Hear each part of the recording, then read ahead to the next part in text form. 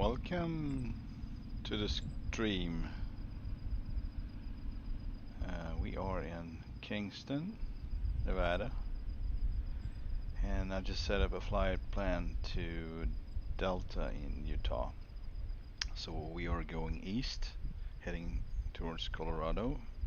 That was the thought, that was the plan. And I'm gonna show you what I set up. So here's the straight flight plan, although for some reason my added waypoints or airstrips in this case didn't show up, so I just have to do it manually all the time, and then basically when I'm activating it, it just goes straight again. So I guess it doesn't want to cooperate, but this is how it's gonna look. And of course we might do some deviations if we find something interesting to check out during the way. So this time we're starting pretty early. It is 5 o'clock in the morning local time. And yeah, let's set up and start her.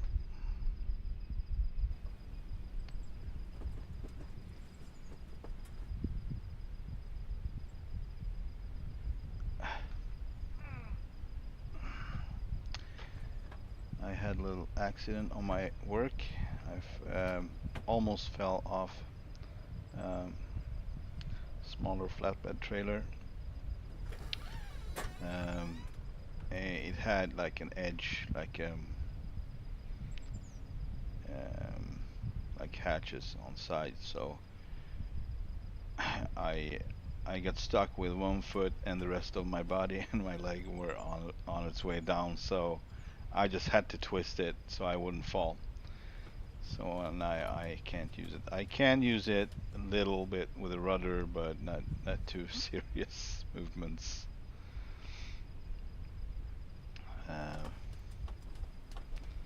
It's the twisting that hurts a lot. All right, let's close the doors and let's start. Add some power here.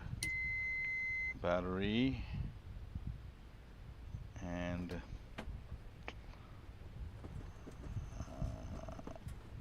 I'd say in this case we're gonna set up the flight plan first off. So since I don't know if I can import it, and in that case how I would import it into the GPS, so there's no obvious way, but it's not many really waypoints. So 01 uniform the first, that's Duckwater. Then we had November Victor 99. No matches found. All right.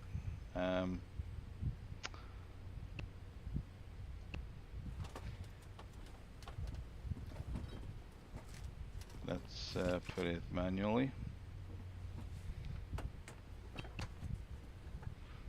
Just have to bring up my other one so I have some comparison, so I can set it, find it.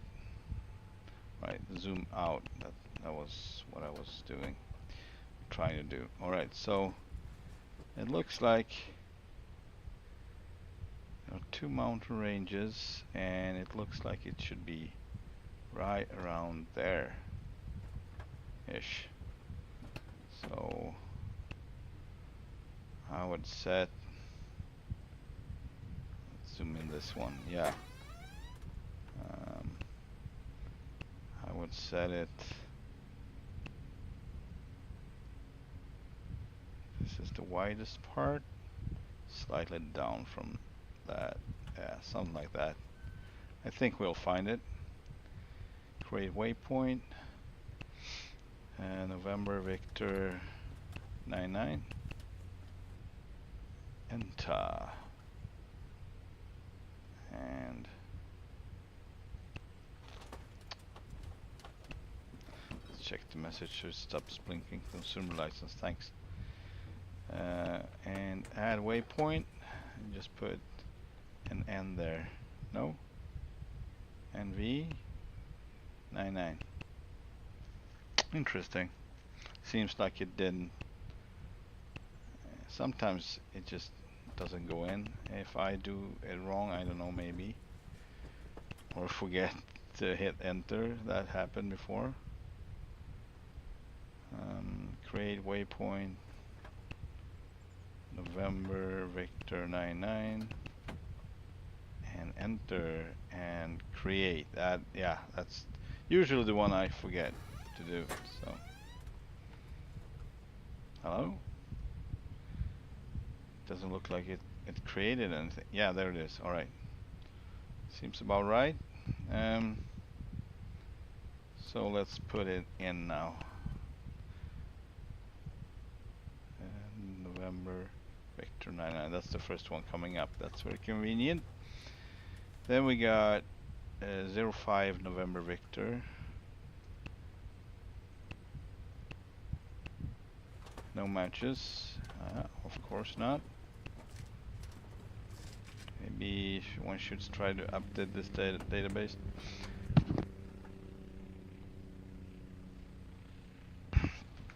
I mean, I guess that's the upside of having Navigraph, but you still have to pay for it every month. And I'd rather just, you know, make an update and then I can wait like 6 months or whatever and just save some money. Alright, so the next one should be straight east and after the next range, basically. So after passing 2 ranges, and it should be right about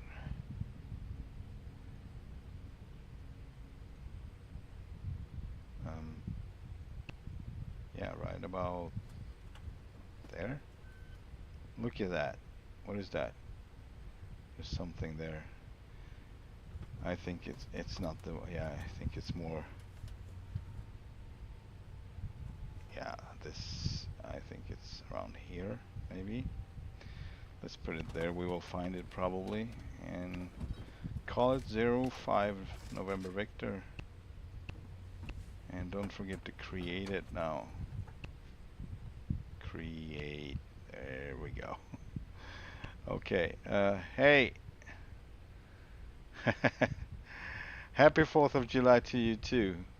I hope to see you later.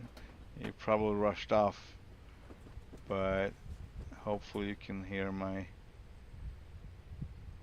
answer.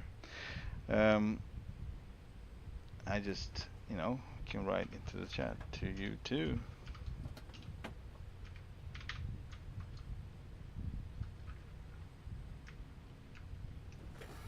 There you go. All right. Right. And happy 4th of July to you all. Of course. And let's see if we can enter here. 05. Yeah, there it is. Good. And then the last one would of course be Kilo Delta. Oh, Jesus, hang on. Yeah. Tango Alpha. Kilo Delta Tango Alpha, that's it.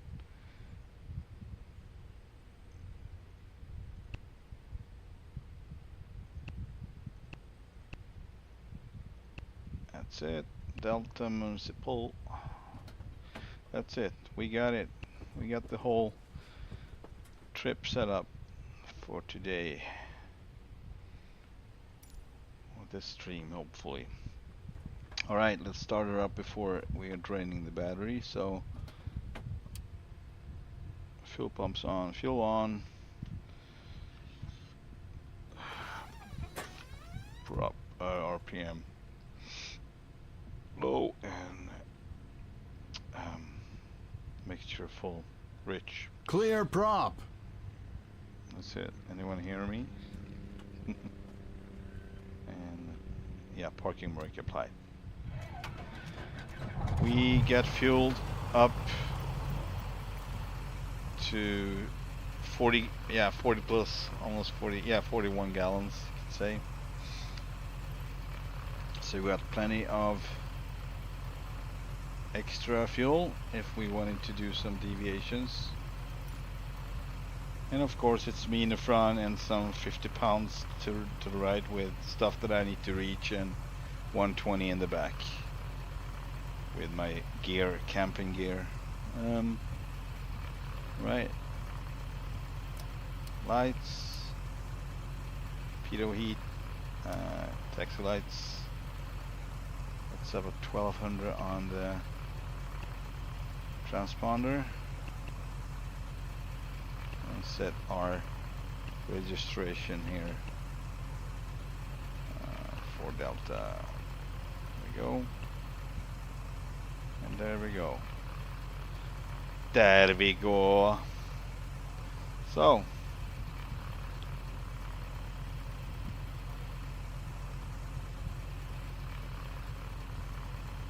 set and see if we can have any kind of weather report. I don't know if we can. Not really. So can we, let's see if we can spot a windsock here.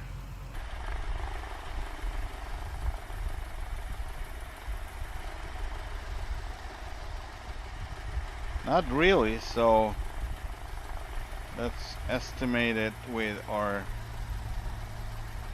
portable windsock and our whole camp, of course. I maybe have to set up just like a windsock as a profile. Okay. Can I do that? Maybe. Hang on. I will try to do that.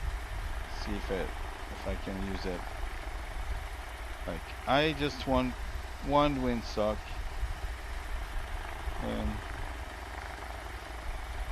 Right there. Outside of my, hang on, outside of my, just like that. I'm just reaching out and grabbing it, right? That's a little too far. It needs to, something like that. Oh, come on.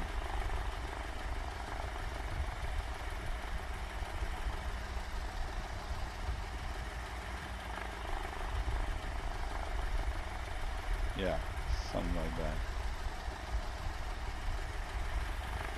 that. I could just grab it and get it in, but yeah. Alright, so this is the wind right now. Let's save this one just for fun. Like that. Oh, it will overwrite my stuff. Oh, I don't want that. Alright, never mind. It doesn't matter, I can do this every time, it doesn't really. Let's remove it, yeah. And this is my stuff, there we go. So it repositioned again, that's why I picked it up like this. Yes. Alright. So we got a slight tailwind, it doesn't matter really.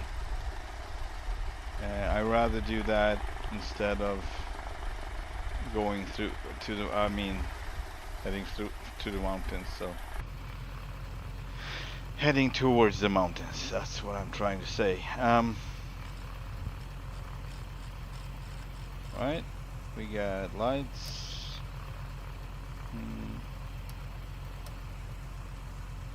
These are not necessary, but I wanted to try out my, oh cool. And then we have this red. Alright, let's use it for now. And nobody behind us, so we can actually do a run up where we are.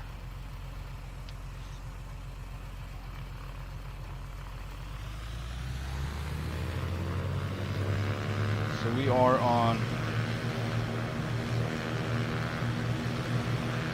what is it, 6,100 feet altitude.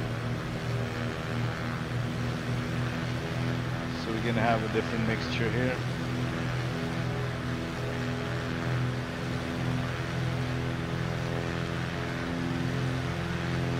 Seem like the peak, the sweet spot. Let's set some altitude to, like, say 10,000. I just interrupted my run-up. Okay, it's 1700 RPM. Checking max.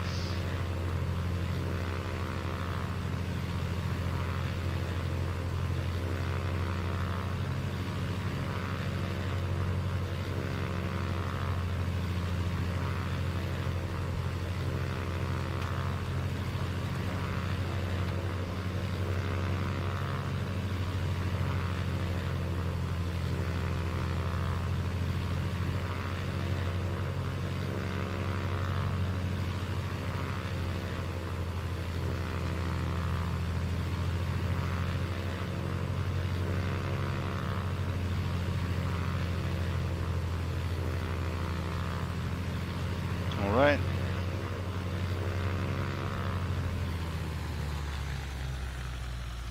Let's announce taxi and select runway, and I think we're gonna choose the closest one, and that would be runway 16. I assume, yeah. November 15 traffic Skylane November 7774 Delta is taxiing to runway 16.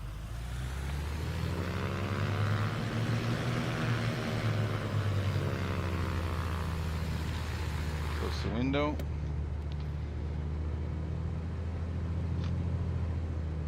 Yeah, we're gonna use the road here to taxi on.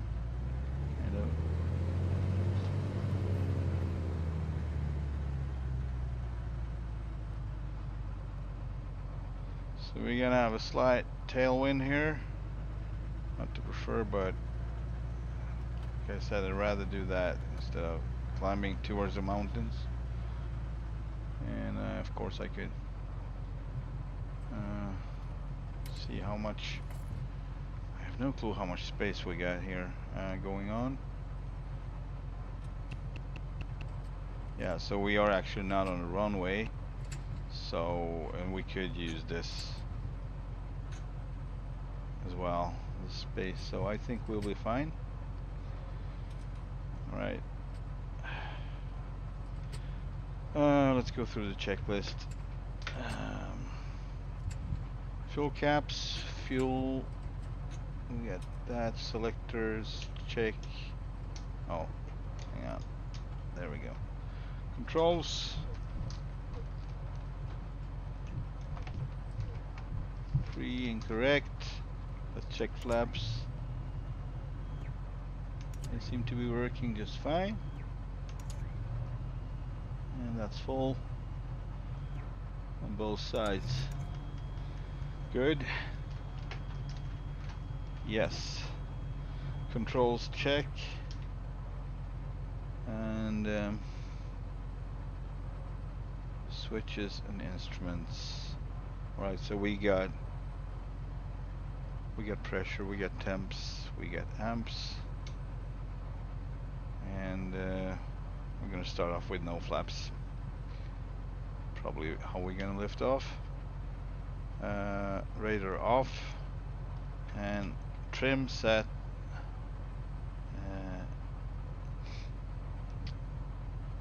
Fuel pump on, cowl flaps. Excuse me.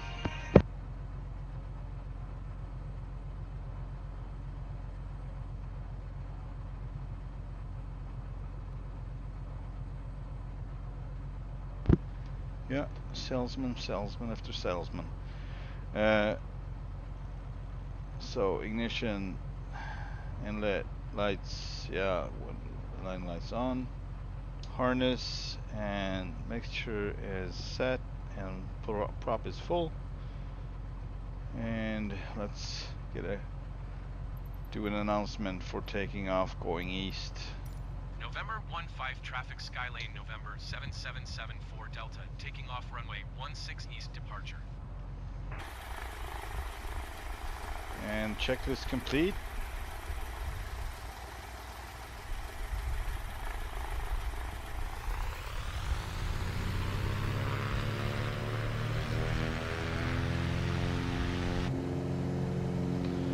There we go.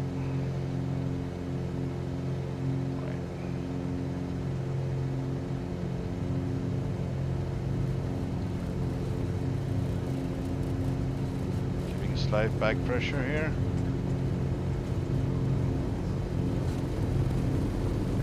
Flaps 10. And off we go. So you can get a ground effect for a bit. Gears coming up. Flap 0, flaps up. Tapping the brakes.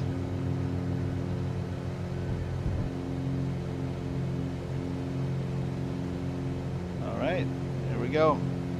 Bye bye Kingston. See you next time.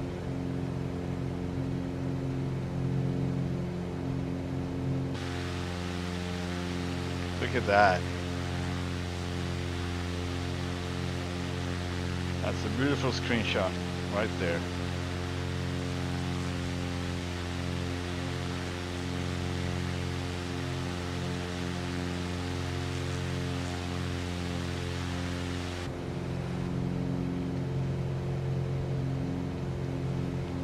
Right. Coming down with the RPMs a bit and the manifold pressure.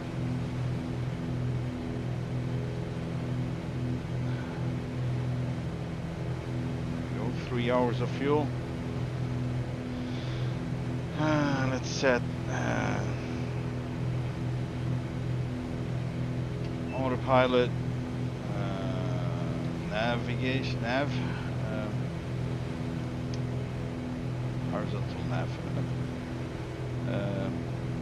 and vertical speed 600 feet per minute up to 10,000. And landing lights, taxi lights off. Can get rid of the pump as well.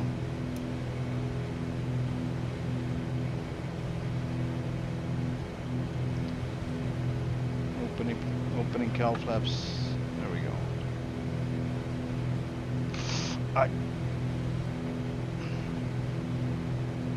That was my knee.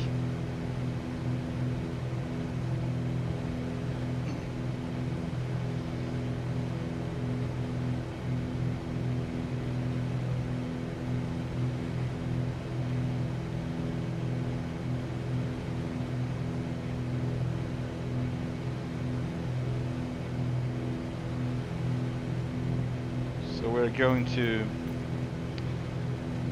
Duckwater. That's our next stop.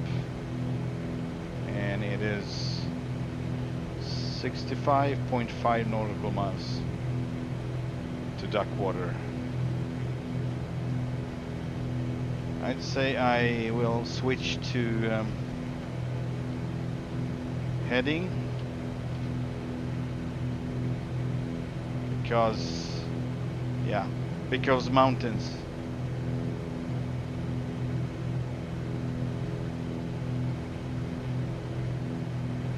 Seems good enough. And because sunrise, of course, it's beautiful.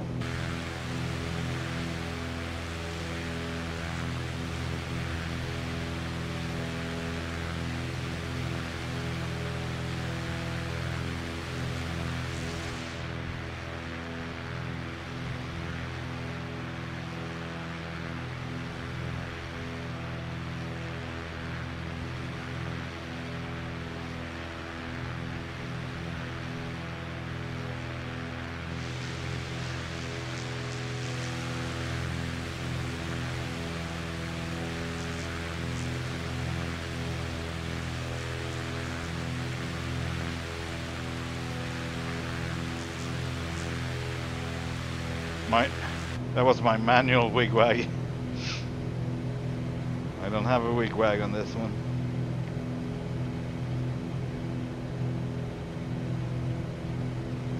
See if we can get a little better EGT value.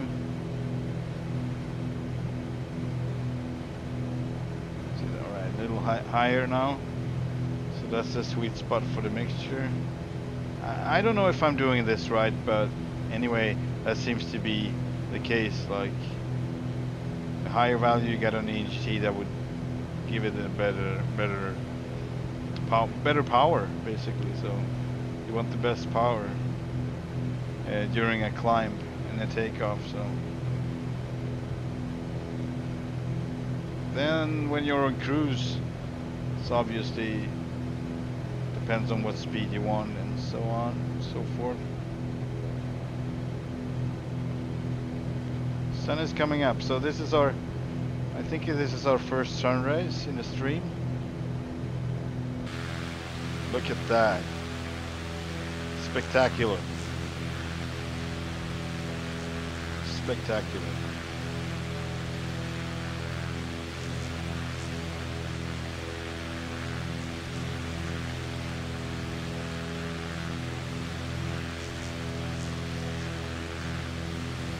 Beautiful.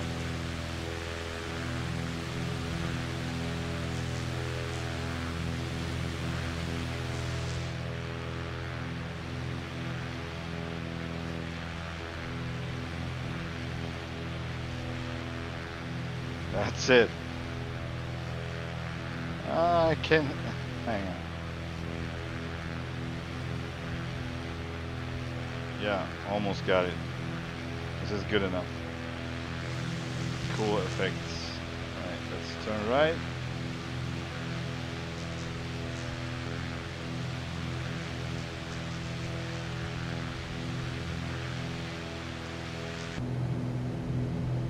Yeah, so we had very much luck with the weather so far, except for once when we were on Lower Loon Lake and Lower Loon Creek, sorry, Lower Loon Creek in Idaho. It's like a small little strip in the middle of a valley intersection. You could say like a fork, and I had basically just one way out that was considered a way out, so to speak, and it was tailwind and strong crosswind, slight tailwind with the gusts, and you know, it was definitely not something you would deal with in real life. You would just stay put until cells and the winds are better.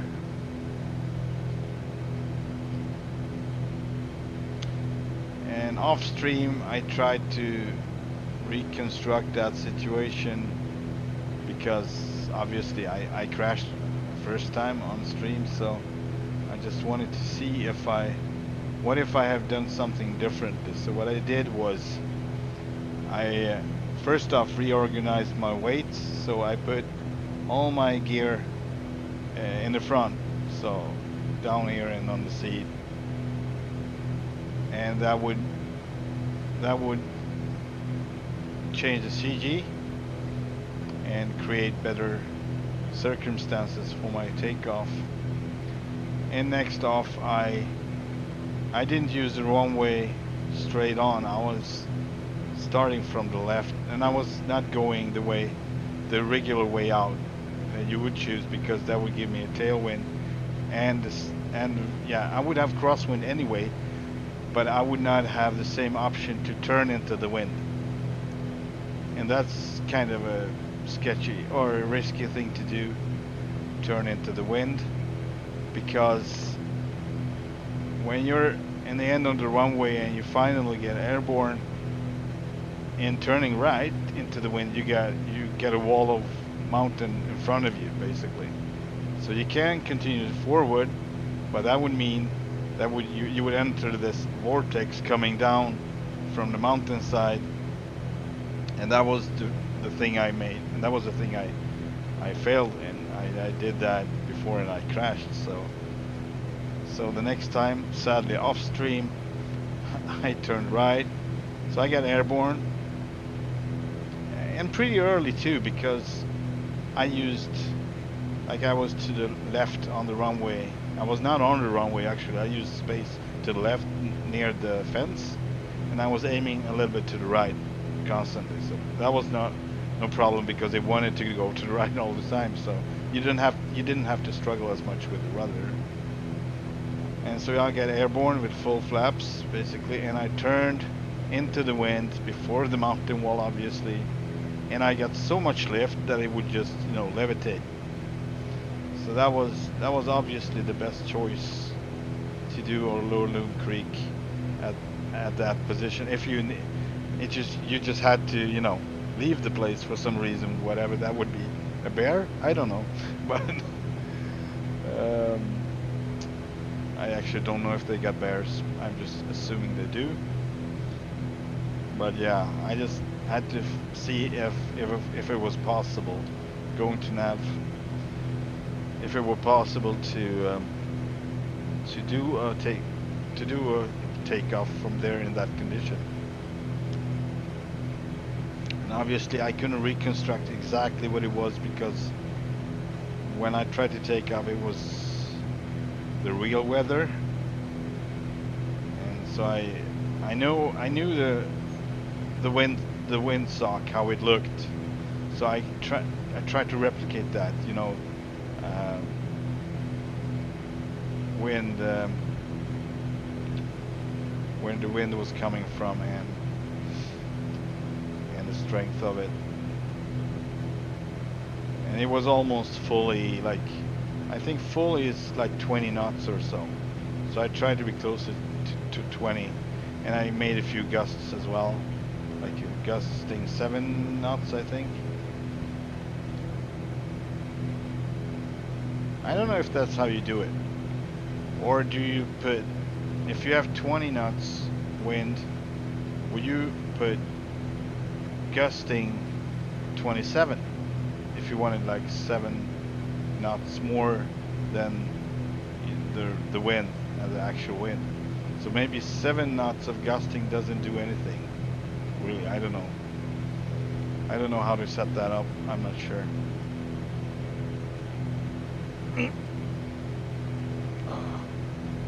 Every time I'm trying to reposition myself, or my leg, my freaking knee hurts.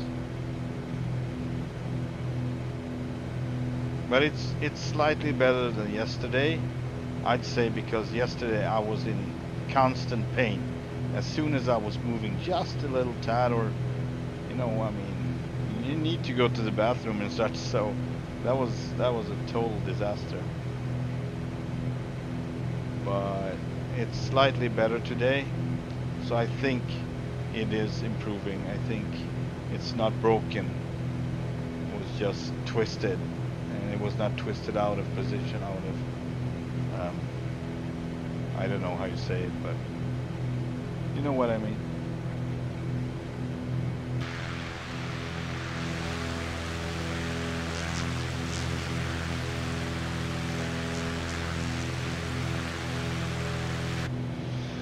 Seems like we got a smooth ride today.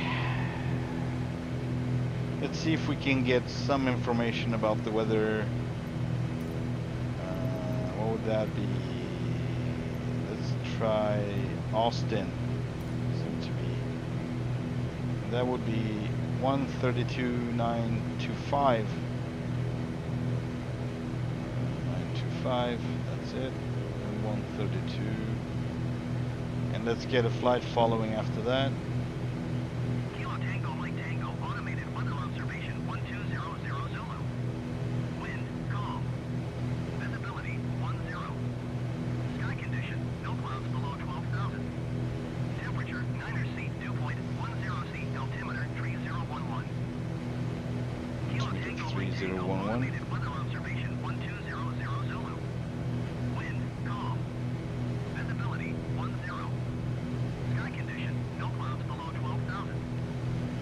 Right. Let's tune. That's not it. Hang on.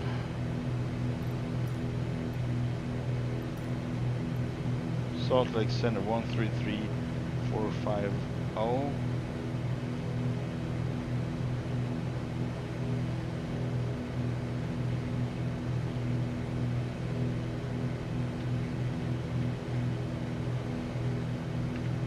Salt Lake Center Skylane November 7774 Delta is type C182 RG, 29er miles east of November 1510,200 feet.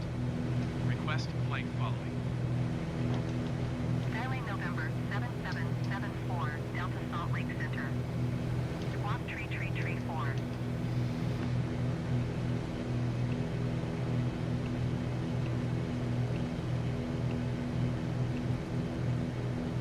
Skylane November 7774 Delta radar contact. Tree 0 miles east of November 1510,100 feet. Altimeter 29er.8 tree. 29er.83. Roger Skylane November 7774 Delta.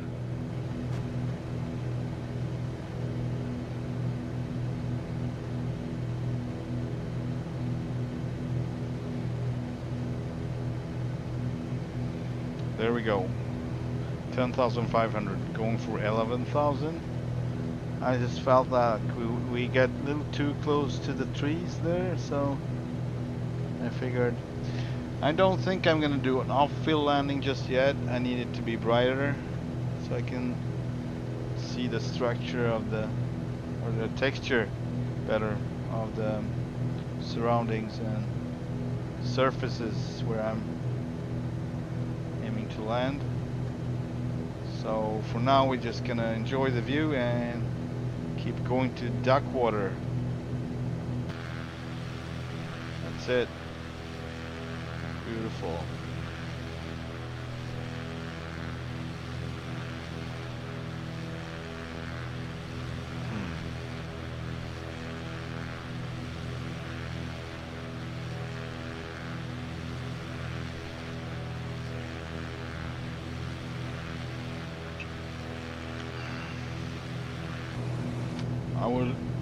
It would be interesting to have a logbook, you know, kind of like with fuel consumption and fuel costs and everything like that.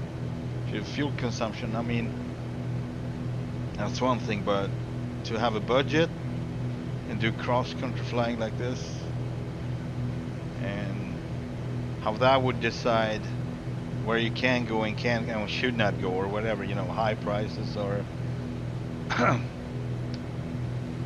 or actually reaching the top of your monthly budget or weekly budget or whatever you have.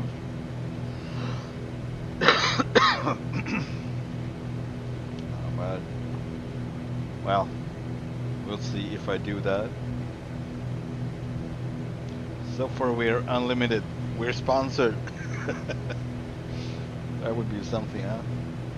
Sponsor, fly wherever you want, just be visible and mention our name, right? And so I would have some sponsor on my plane, and that would be it. It's a good idea for a new livery, new paint scheme on the plane.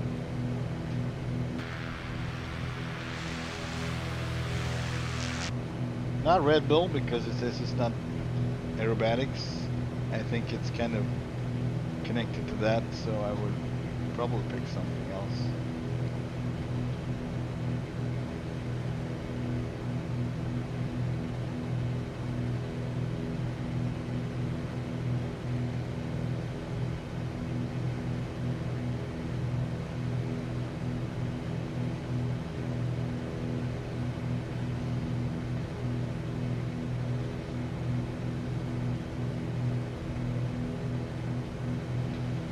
So this area seems to be pretty smooth,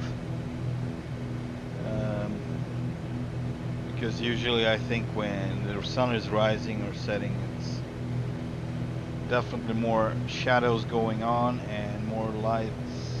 It's just more demanding from the graphics card, usually, I would say. kind of like a given, I would say. It's but yeah, maybe, I don't know if there aren't any long shadows, maybe they are not registered, and frankly I don't really care, because that would just bring my FPS down, so this looks good enough. Would you two agree?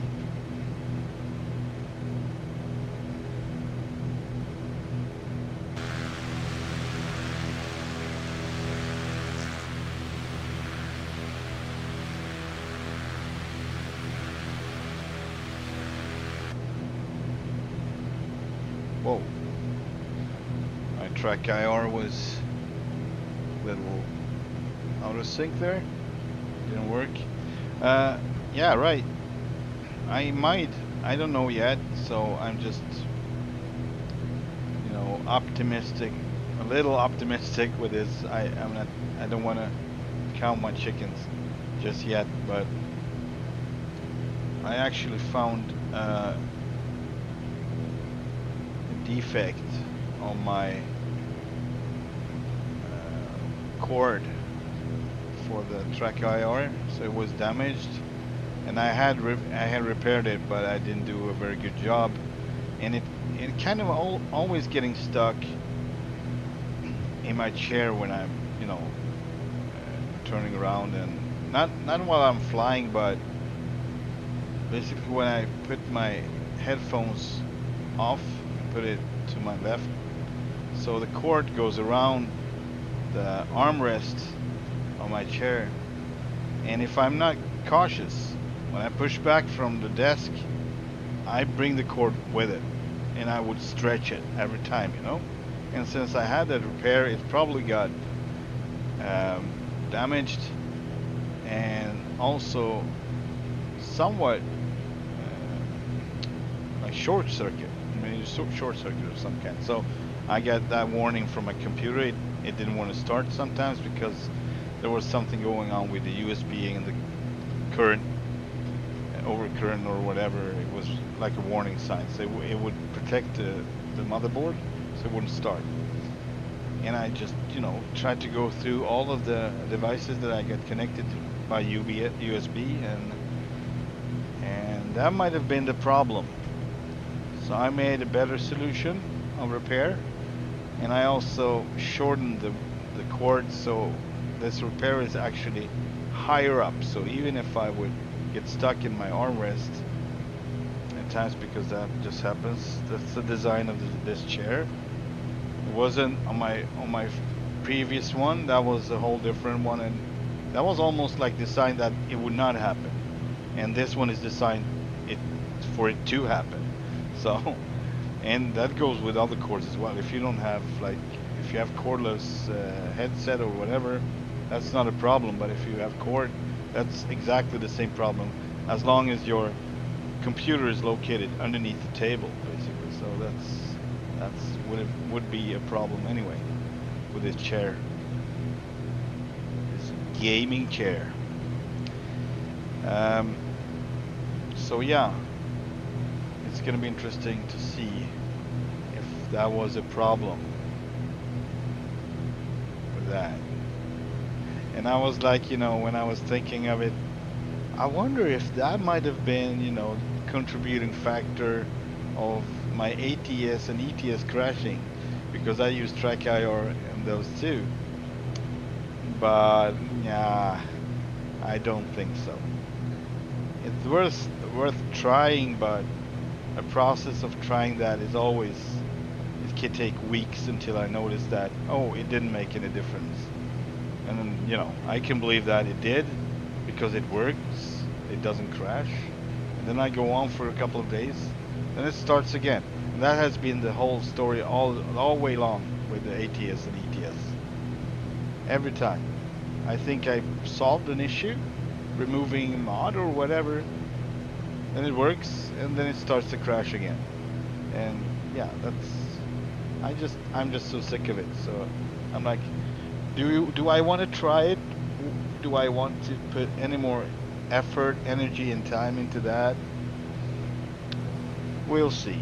If the itch for driving truck is big enough, I probably will. But for now, I'm good with flying for a bit. Because this works. 98% it works.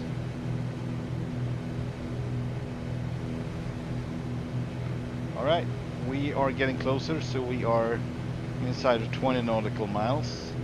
So I would start the descent in a slow fashion. Let's put in 8,000 feet, 8,500 actually. I'm always changing my mind. That's because I'm basically telling you what I'm thinking about in the moment. So vertical speed of, let's say, 600 is good enough. It's not too much, it's just a tad. So as you can see, we are 600 feet descent per minute, and yeah, let's see if, no, we're not gonna touch the mixture right now. As we are changing altitude, it doesn't matter, but we can reduce our manifold pressure and RPMs for better fuel economy since we're descending anyway.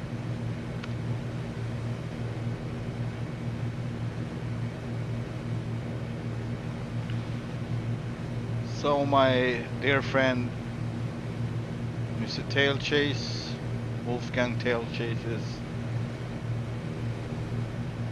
on the project of setting up his flight system, flight gear. So he's trying to find different solutions for that to set it up correctly, and he's working on it.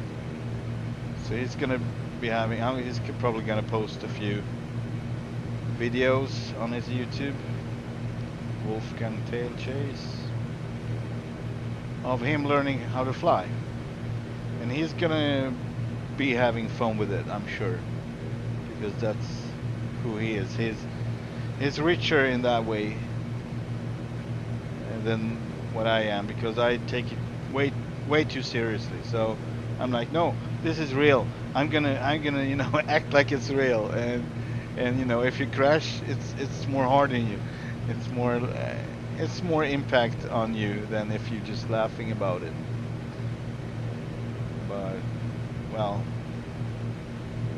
part of the plan is to get the license and learn how to do this. And I mean, he's right. You might as well have fun with it during the process, during the way.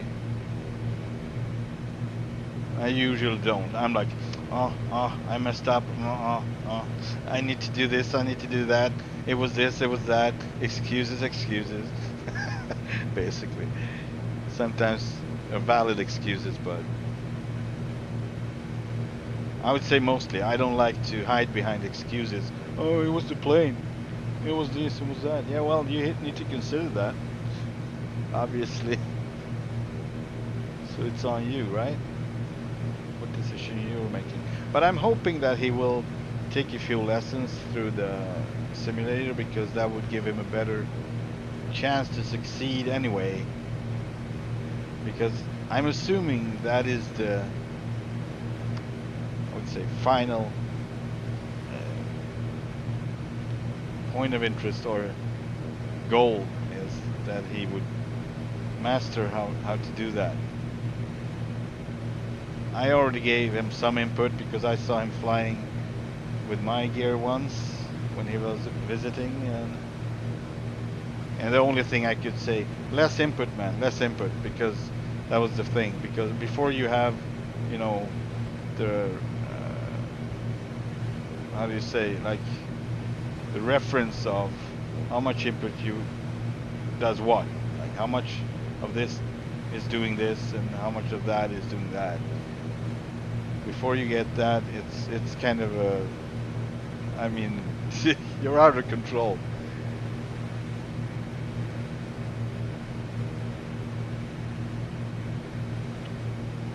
Alright, we are on 8,500 now, and let's continue our descent down to, let's say, 6,500. Yeah, let's do that. And still 600 feet per minute. We are now 7.8, 7.7 nautical miles from duck quarters. And since the winds are calm, it doesn't really matter which way we're gonna land, but we're gonna tune in and announce our presence here. And our presence for duck water. The frequency is 122.9. And we are selecting, well, let's select the opposite of where we're heading so we can go around basically. Alright, so we got 3 and we got 21. I think I will do 21. Runway 21. We'll see. Full stop landing and announcing our position. 01 Uniform Traffic Skylane November 7774 Delta 5 miles southwest 8,000 feet inbound to land runway 21. That was it. Let's set up our OBS.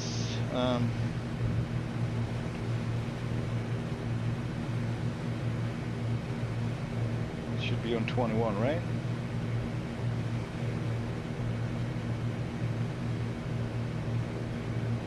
That should be our OBS. Oh, he's turning already. Alright. Let's remove nav and let's get back to business. No, let's get back to heading. There we go. Right. I don't know why it started to turn right, but obviously the OBS is positioned, I mean the magenta line is positioned to the left of the runway here. And my plan was that I would come in south and turn, doing right traffic, checking out the airstrip, or going over it, doing left traffic and come in and land on 21. That's all my two options. I think I'm gonna go over it. Is that it? Yeah, it might be. Or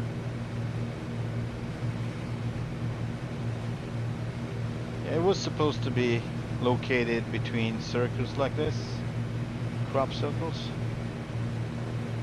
But I can't really tell. Is that it? That little...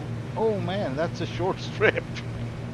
That's a freaking short strip, yeah. I forgot to check that. Do we have some info of this? Hang on. Waypoint info. Elevation 5,300... 5,133. And what is the runways here? There's supposed to be 2 runways, right? And 2,700 feet. 75 feet wide. Alright, I actually don't know. Let's go back and check the map again and zoom out. Or zoom in, actually. Yeah. Let's go opposite to 21, that's 3. So are we going downwind? I assume it called downwind since I don't know. I mean, it's winds are calm. I don't really know. Let's see. All right. I had this little utility I can use. So the winds are 341. So this would actually be considered as kind of downwind. Yes. All right. So let's announce that, and let's get rid of our autopilot in a bit. Crosswind leg. Yeah. Now this is the downwind leg. 01 Uniform Traffic Skylane November 7774 Delta is on downwind runway 21. I still haven't located the airstrip. I saw something that looked like a little strip, but it was so tiny. I don't think that was it. So we need to basically maybe do another flyover, bypass, Jesus. Flyby. Okay, just like a pro. I'm telling you. Are the phraseology is gonna be a hoot to learn, and you know, I mean, I'm gonna come up with every different kind of phraseology that's not correct. Oh, there it is. I think that's it. Yep, must be it. Right, so landing lights on, and pump is on. Cutting back. We might have to do one more, but see if we can get down the speed. Flaps 10. I overshot it a bit. It's not it. This is definitely not it. We are like, I mean, it might be it, but it's not on the map. So just check this one out. It might be a road. But it actually looks like flaps 20. It looks like a strip. I think this is it, but I'm not gonna land this time. I'm gonna just fly by here. Full power. Going to flaps 10. Yeah.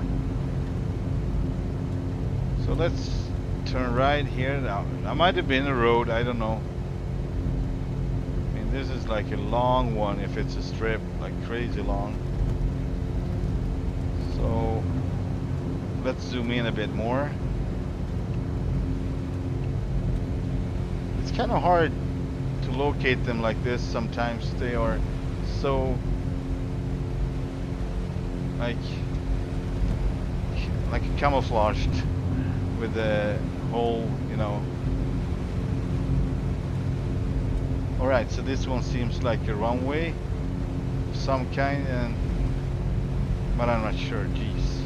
Right, we got something in front of us there. What is that? This is so confusing, really.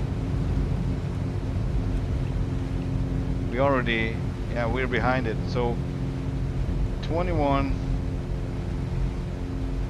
Let's try to line up with that.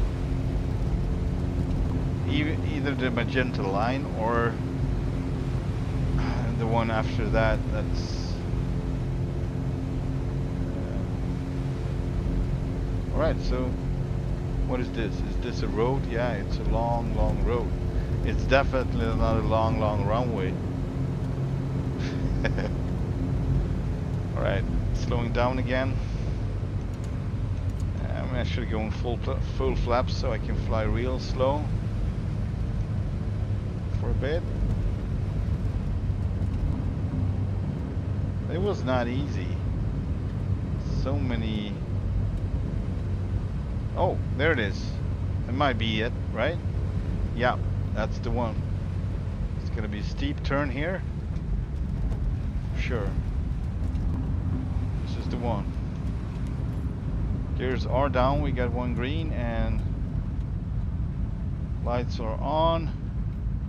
Here we go, just coming in like so. Alright.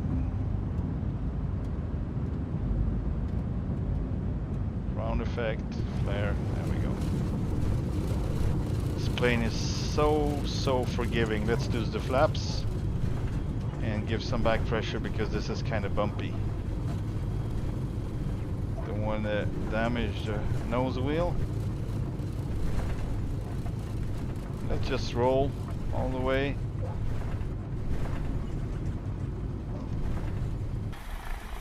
Oh man, what a picture. Look at this. This is amazing, but I don't see where I'm going, so so cool. That was crazy. Like so much dust coming up. Beautiful. Oh man. Alright, so this is where we're going. Cool. I mean, wow.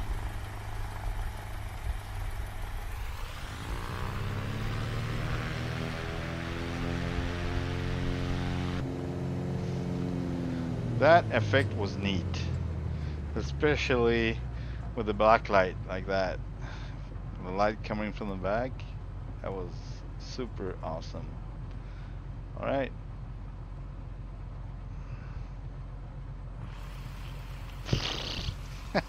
Yeah, so this plane is so freaking forgiving.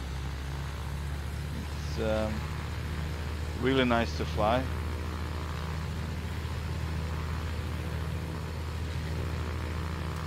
There we go.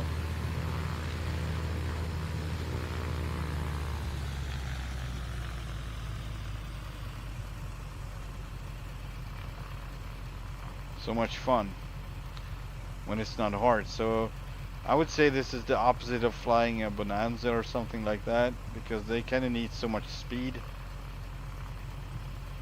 I think that's the Bonanza, if I'm not wrong. But in general, low-wing aircraft, I don't consider them as stable. And of course, I might be wrong, but that's how it feels to me when I'm flying a high-wing airplane. They seem so stable and easy to deal with. As long as you've got power, of course, always. Power is a factor in any case, but I tend to mess up easier with the low-wing ones than the high-wing ones, so.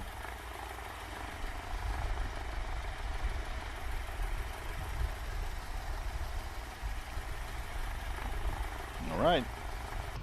So this is duck quarters.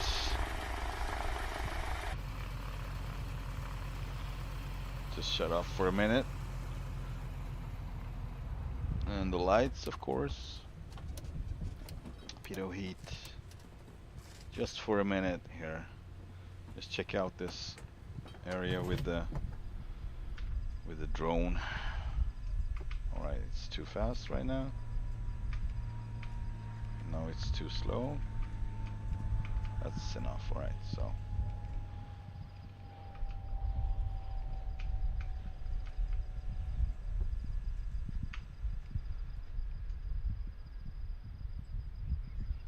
Yeah, so these are the wrong ways, obviously. So they are two. That one is really long. You could use like a smaller jet or something. These, they are pretty long. And that might actually be the reason why they are so long. So you could citation, or something else.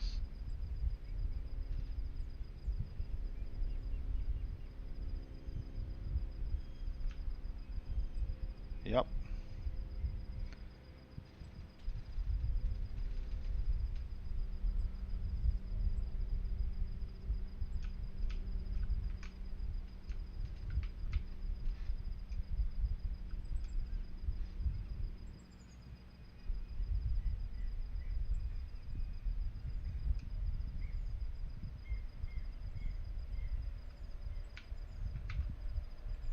I'm trying to find the right keys. My fuel pump is on still. That is a big no-no. That might be the reason why I drain my battery so fast, because I tend to leave that on. I forget about it. So let's start her up before we're not able to start her up. Fuel pump, and there we go.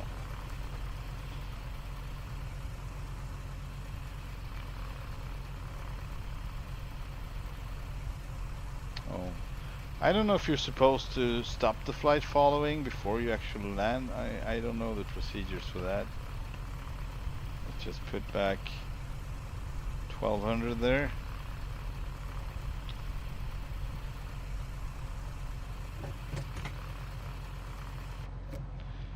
So the next stop is, check it out. Let's check it out. Willow Creek Trading Post. Trading Post.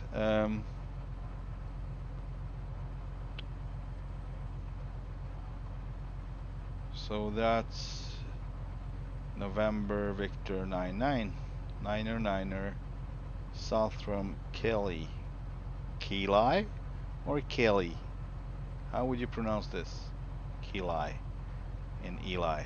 So it's Eli, probably the city, and yeah, Keli is actually the ICAO code, so that's Kilo Echo Lima Yankee. Yes, that's the code. So I'm like Keli. Keli for Eli. All right, but we are going to November Victor Niner, and that's Willow Creek Trading Post. And we are going to cross this ridge over here, so I might check it out. We got some like White Pine Peak, Kern Mountain, Duckwater Peak, Red Mountain East, Red Mountain Wilderness, Nevada. So yeah, definitely gonna check this place out a bit. Maybe circle and find somewhere to camp for a bit. That kind of is a part of this whole concept. So let's ouch. Let's move on. Oh.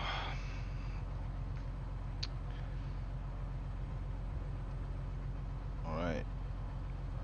Set the trim. Go and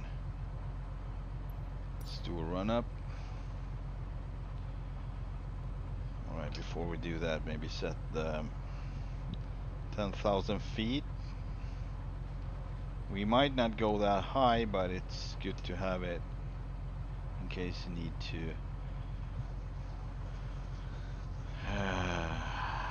get some altitude every now and then. So it's good to have in the back pocket.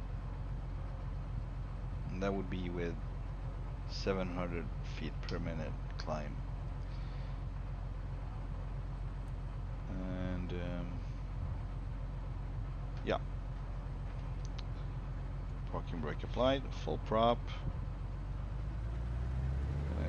Up the RPMs here so I can set the mixture.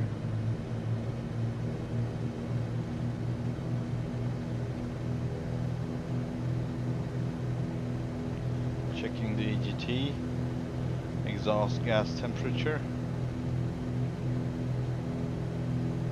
Alright, so that seems like that's the sweet spot. No, back a bit.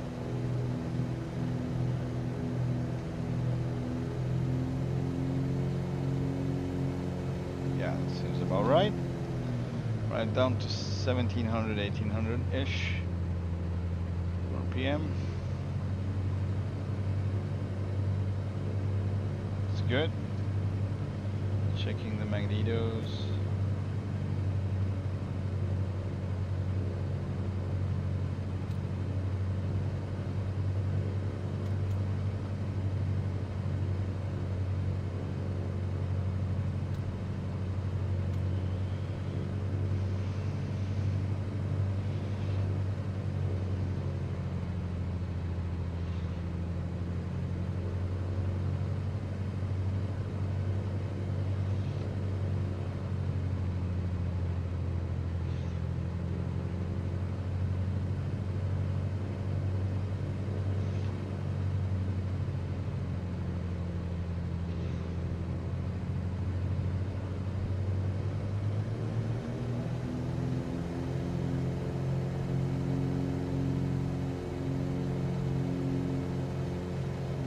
Right.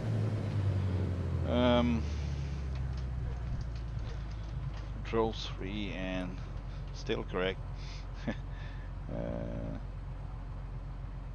Well, you never know, right? Better check it. rudder and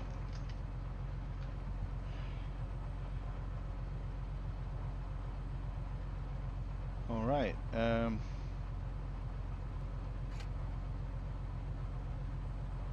airflow there. And cowl flaps are open. Let's close them for a bit and let's, yeah, all right, window is closed. We got fuel, we got amps, we got pressure. Controls check, switches, instruments, we are going 210 degrees, so let's set that. Yep. And flaps, we are not going to use any flaps, but it's kind of bumpy, so yeah, let's set flaps 10. Might get airborne a little sooner, hopefully, but it would create more drag, obviously. Flap set, trim is set for takeoff. So lights, parking lights, that's great. I mean landing lights and taxi lights, pitot heat, nav and beacon, there we go, everything on. And cowl flaps closed right now, harness, and make sure it's set prop full. And let's get our, announce our takeoff, runway 3. And going, I guess we are going north-ish. I think so. All right. 01 uniform traffic Skylane. I'd say November straight out, but 7774 Delta, taking off runway, tree north departure. yeah. All right. Anyway, so they know that we are gonna take off from here, releasing parking brake.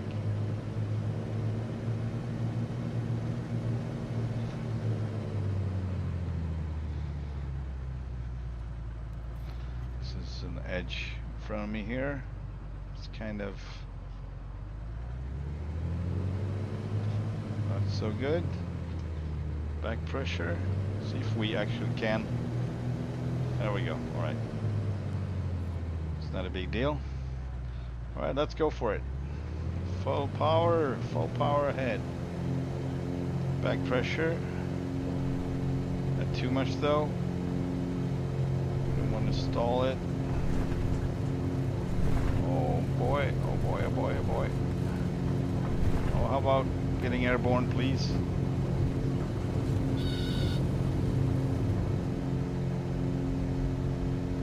Ground effect. Gears coming up.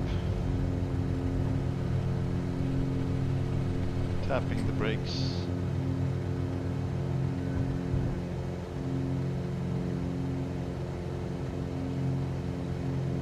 Right, flaps up.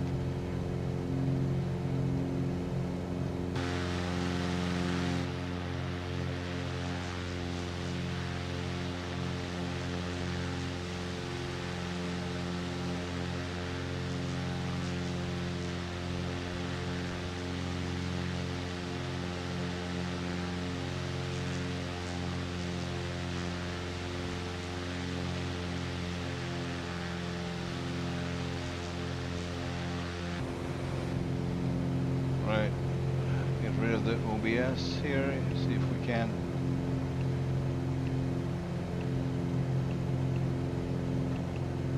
Not really. I can get back my magenta line. Map. Oh yeah. So active leg. Nope. That was not it. Yeah, this is it. All right. So I think we got it. Yes, we do. So yeah, I had the wrong setup. 061 is our actual heading we need to go and to fly. I go? Right. Landing lights, taxi lights off. Cowl flaps partially open. Something like that. Resetting the trim a bit. And let's create... I don't know about fly following right now. I mean, we have our transponder on and it's... so we're visible, but... let's just do some free flying here. I don't know the procedures around that flight following, but since we're not gonna follow the filed path right now, I don't know what you're supposed to do or report, or I don't know. But I want to check out this mountain range in front of us.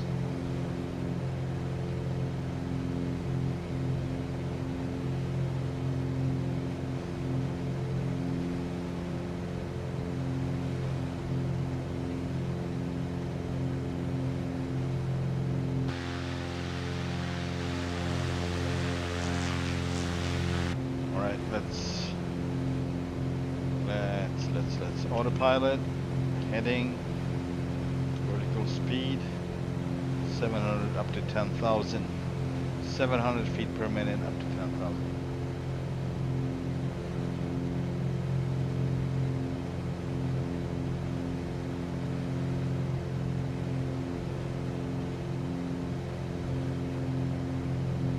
I actually want to aim slightly to the left, because I kind of see that there's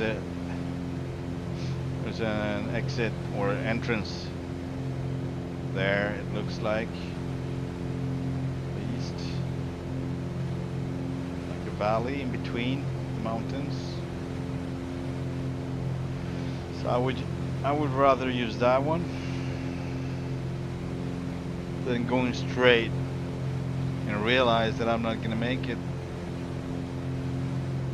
over the, I'm not gonna clear the mountains, I mean. I might not.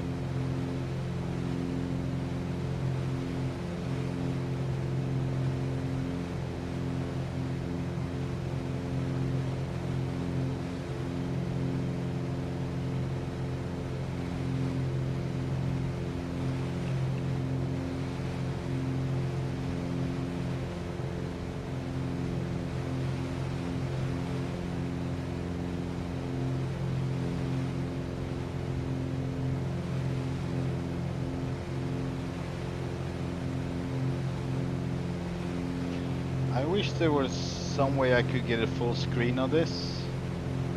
You know, if you don't need any of these informations around it right at the moment.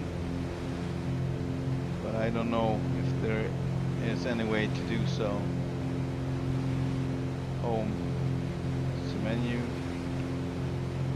Obviously. That's direct to. That's not. What is this? Oh yeah. Switch between these nav and com panel. Alright, and what is this? SQ, squawk? Oh, what is that, SQ? I don't know what SQ is, but we better look outside because we are about to enter the mountain range. That was a weird sentence, but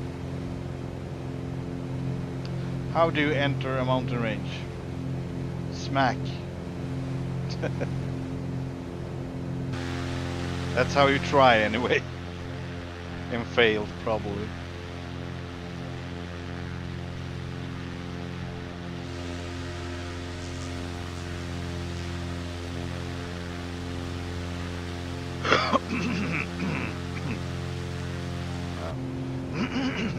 Uh-oh. Alright, we're back. Also long stutter.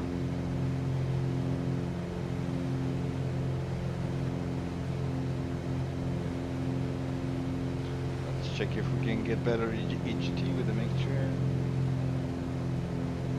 That's not what I'm after really, but that's the only way I know it. set in the right mixture for the altitude. Don't know the phraseology.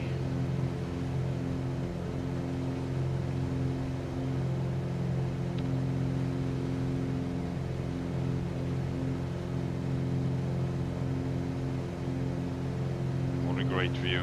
What a great view. I love these reflections going on.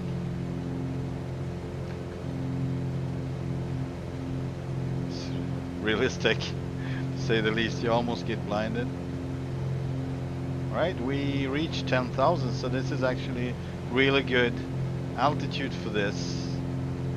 Checking out these parts, I think. You can still get close to the mountain tops, but you don't necessarily have to change altitude. Right.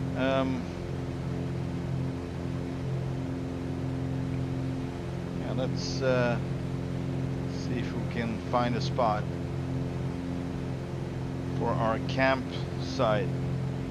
That would be a thing too, actually. You can put a campsite out and you can leave it like that. It would still be there. So, you know, like a day trip, if you enter a place like this and you want to explore it, you can actually just put the camp up somewhere and have that as a center point from where you do your daily explorations from, like a base camp, right? This is so beautiful. I love mountain ranges.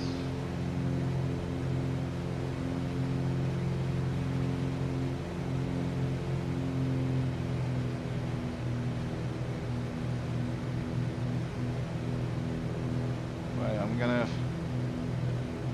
think I'm gonna disable autopilot for a bit and fly manually around here. There we go.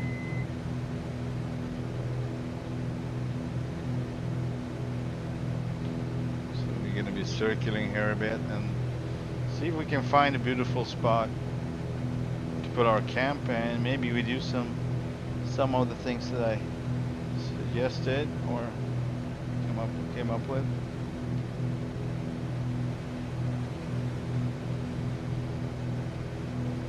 But yeah, this airplane is not really short field takeoff, landing.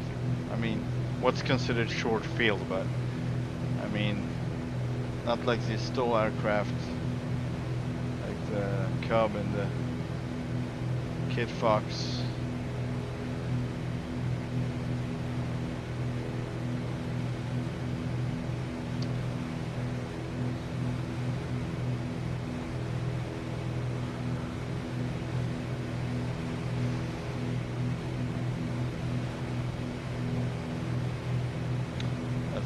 Slightly too short, although it looks kind of nice, but too small. And then we got some roads going on, but there are no straight ones really. It goes in a straight line. And then they don't have to, but you would want to stretch at least during touchdown. Then you could follow the road if it's not too tight or turn. So that's not really an issue like that. You could use it for taking off and landing.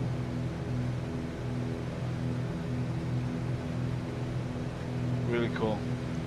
Let's check out the ridges, the mountain tops to the right. Kind of curious how it looks like up there. If we would find somewhere, you know, on the top, that would be the absolute best. Fly out of a mountaintop. Alright, I'm not gonna... Oh, we're good. We're good.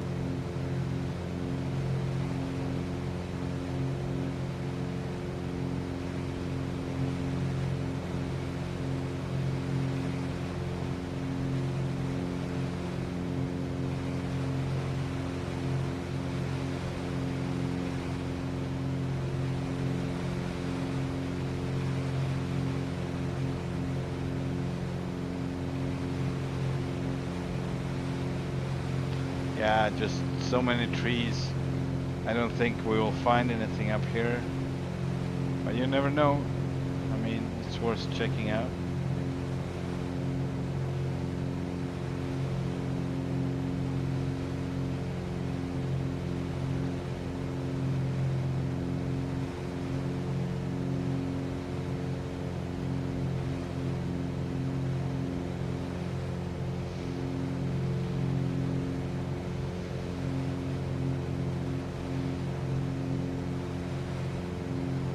Yeah, so the stuttering seems to be connected in this case with the low altitude flying. It's usually the case.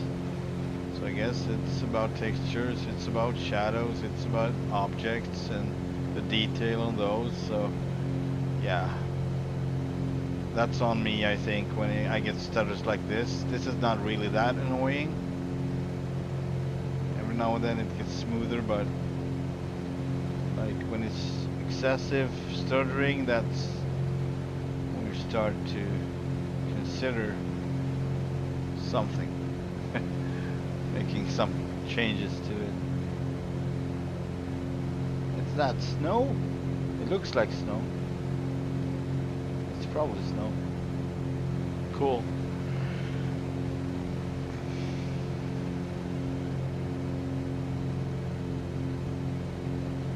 Mountain flying. It's always exciting. Depending on how you do it, it's between horror and excitement. I'd say. Yeah, I'm not gonna climb to the right. Seems like we got more updraft going the opposite way of what we're doing now, so just gonna take it slow and easy here and follow the ridge before we can go over to the other side again. And yeah, there are no places to land up here, so no plateaus, no highlands, it's just peaks all over. Sharp peaks with a lot of trees.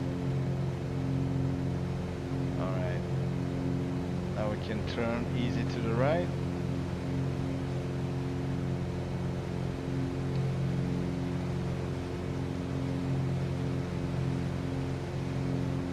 I really enjoy this type of flying. This is what I call flying, but you know, we all are different. I don't know how it would be in real life if this would be the thing I would pursue. I think it would be.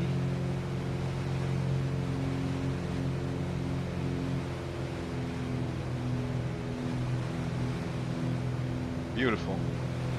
So freaking beautiful. Takes your breath away, doesn't it?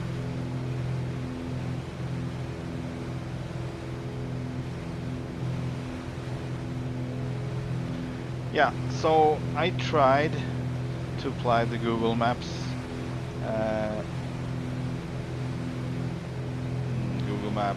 satellite image bank instead of using the Bings, because Bings tends to be a little too green and yellow. I mean, it's not like that natural colors really.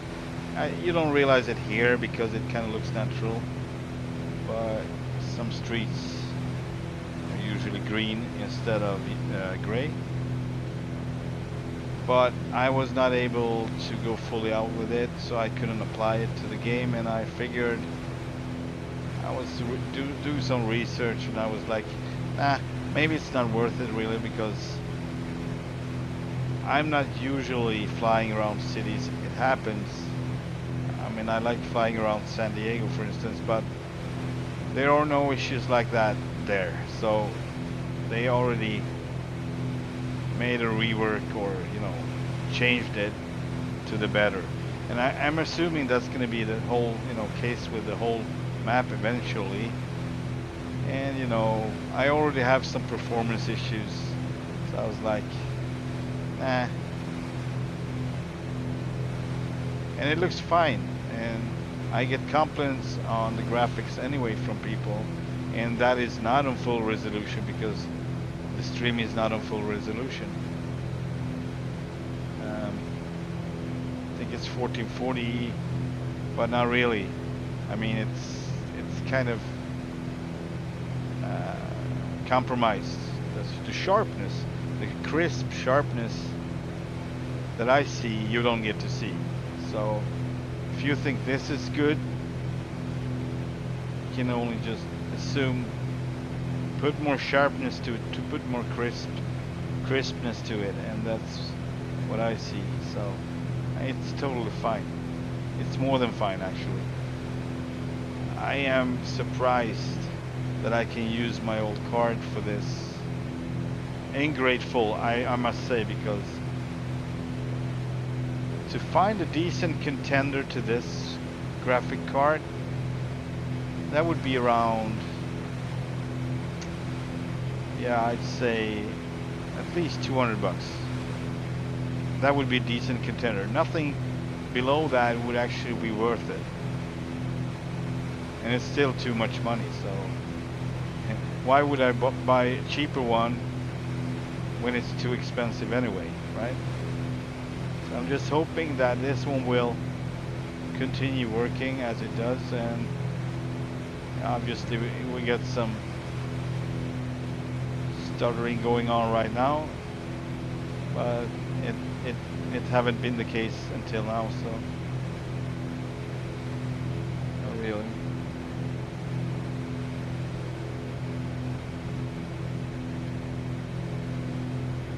And yeah, since I'm doing cross-country flying, I can't really download the areas because I don't know where I'm gonna be at, where I'm gonna fly specifically.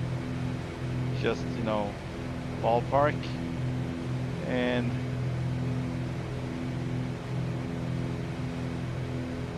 but all my regular spots like San Diego or backcountry Idaho with all the creeks and all the small airstrips and some parts of Alaska maybe, but I haven't downloaded because I didn't have any problems with Alaska for some reason. But Hawaii I have downloaded as well.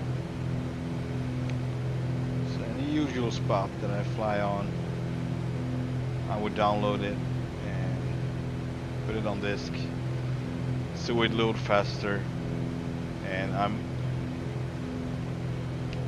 might, you know, get rid of the most of the stutters. I tried out San Diego the other day, and it was the same thing. About it kind of tried to load. It's hard to explain, but it's by the time you get near downtown and all of that details, it needs to read into it, and it takes so much stuttering until it's done. It takes like minutes and minutes. I'd say all between a couple of minutes to 5, maybe 6 minutes of flying around these parts, not in them, but you know, close by in the vicinity, and it would start to stutter for a while, and really bad stuttering. So last time I tried with my last download of high quality, you can download it like low or medium or high, and I downloaded it on high, so I tried that one. It was slightly better, I would say, but you still got stutterings when you were about to enter that area, so it's still not good. Then it read into it and it got better, and then it got smooth, so it works. Look at this. Look at the shadows going on here. It's amazing. It's like Africa. I don't know. I would like to fly in Africa too. I don't know why I thought of that, but it can look like Africa with the open, you know, landscapes and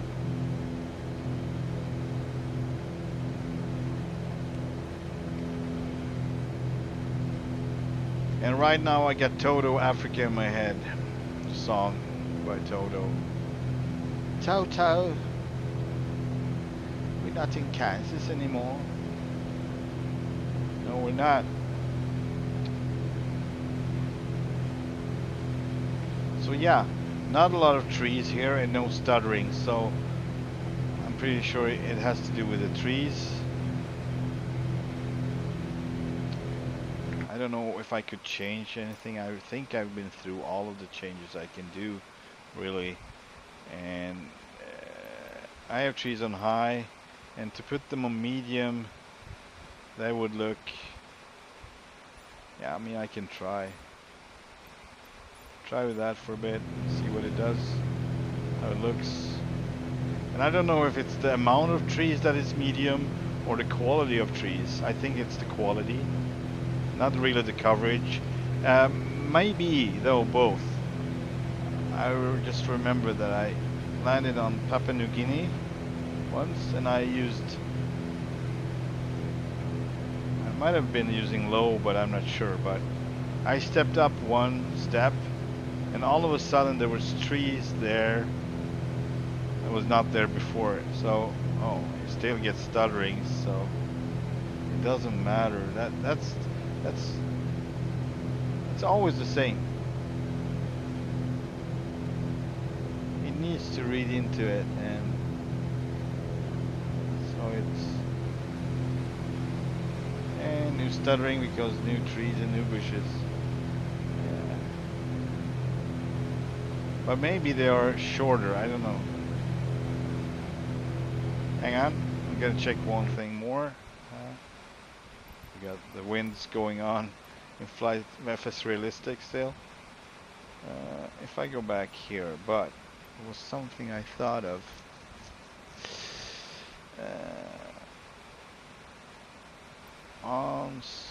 Off-screen pre-caching. Should that be lower or higher?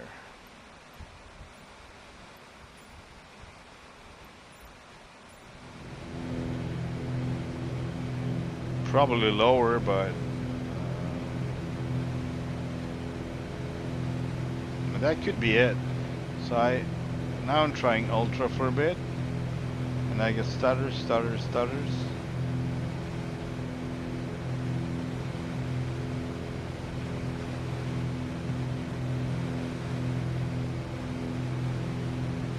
get the stutters. All right.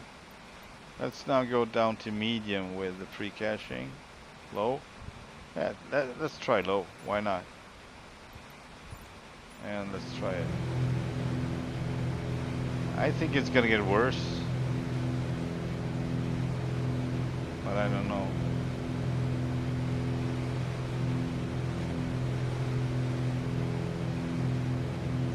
I'd say it's a lot worse. But now it's smooth. And I look around a bit.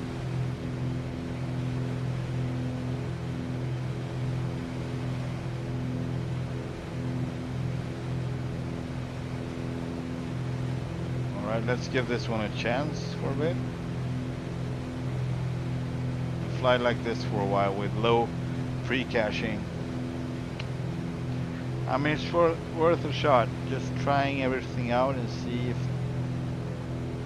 But usually, my experience is it didn't pay off.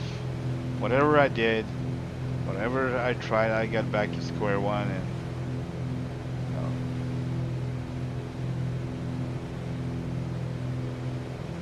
and since I do so many, low altitude flyings, I really don't want to get down, with the texture and stuff, and it's getting grainy and blurred out or so. I don't want that. It's not worth it.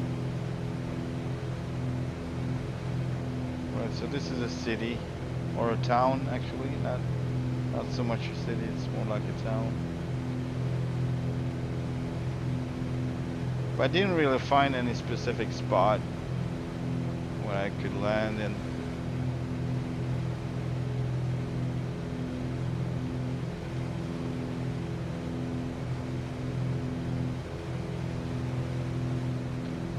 I mean, this could help with smaller pre-caching areas, because since I'm looking around a lot with a track IR, it would probably read into like miles and miles away to any direction I'm looking at, instead of, in this case, just shorter bits depending on where I'm looking at, but still shorter. 9 miles, maybe half a mile or whatever, you know. So it might be stuttery still whenever I try to read in, but not for, you know, not that intense, not that constant. That's what it feels like, but it's still stuttering. Now it's trees, so.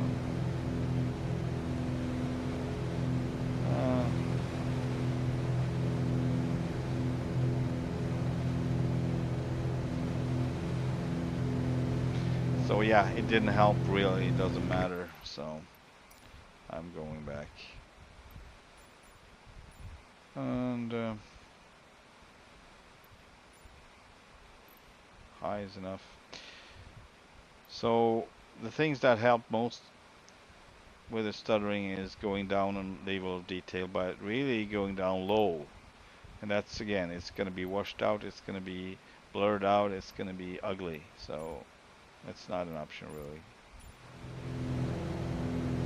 Option is go high. So commercial flights, that would be no issue. Just when you're going to land, that's when the issues come. And this type of flying, well, for one, I have a performance drop with this GPS. So this GPS doesn't help. I guess this beautiful model of an airplane doesn't help.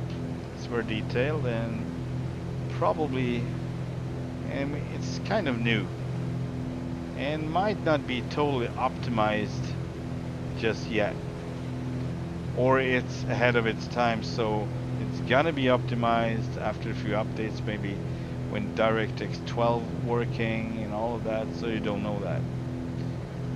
Might be so many factors contributing to whatever,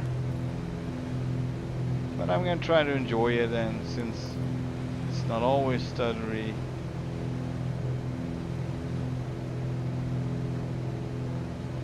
might just have to go a little higher up. Basically, maybe that's like 1,000, 1,500 above ground. That would help a lot, I think. So I'm just, you know, doing circles here and trying to climb slowly. We're gonna get ourselves over this ridge, but I was not considering that until it was a little bit too late, so might as well check out the surroundings too, right? So that place right there would be perfect for Kit Fox or something small, STOL aircraft, like, not this one though, sadly. I mean, you could really stop on a dime and lift off like nothing with those planes, especially the stage 2 Kit Fox. That one is crazy.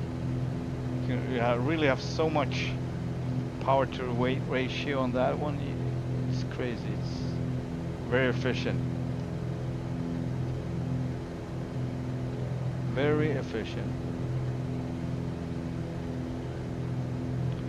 I'm not a fan of the reflections in the... I like the effect, reflections in the side windows, but I don't like the pixel mania going on. It's not as obvious on the windshield, but it's more obvious. Because obviously the windshield is kind of curved, so it would be slightly distorted and not as obvious with the pixels. But that, again, it would definitely decrease my performance to have that, if that's even possible. I don't know. This is beautiful. This is gorgeous landscape.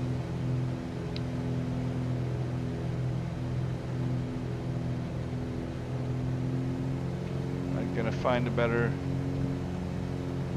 power setting here if I can. Not really.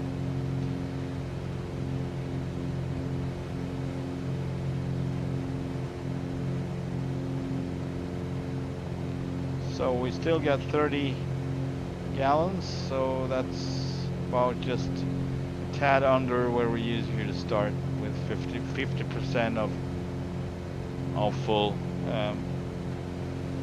amount of fuel. So 50% out of full amount of fuel. I think that's 31 or so, 31.5.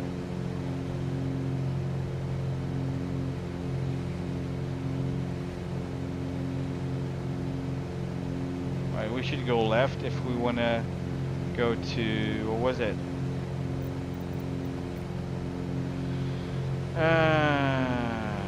Willow Creek Trading Posts, that's where we're going.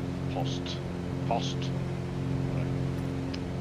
But I think we'll find somewhere to camp before we go there, because I like what I'm seeing here.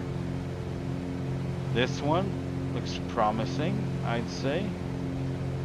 I mean, a little bit bumpy, but I think you could do it. Right? Sorry about that. It's possible. Uphill, downhill, taking off. I think there are trees. Oh, there's actually like a crack going on. So that would be perfect to take off. Let's just see what, we're gonna take one more turn here and we're gonna see what our little wind utility tells us. Wind direction 118, 112, 110. Alright, so we're gonna set this one for that.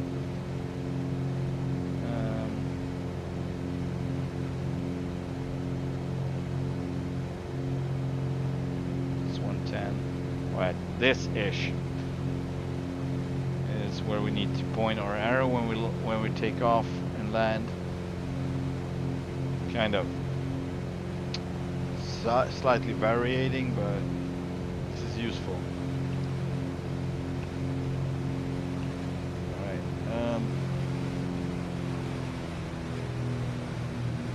easing up with the manifold pressure and the RPMs a bit.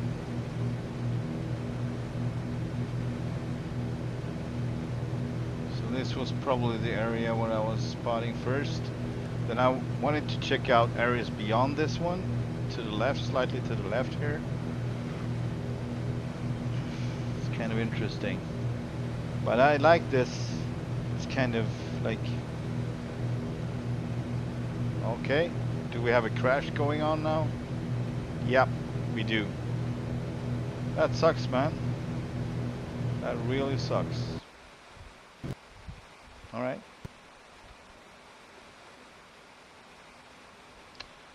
Let's restart it. Just give it a few seconds there to really shut off. And yeah, the whole loading procedure is gonna take some time. It always does. It's crazy. It's so freaking slow, but it's a lot.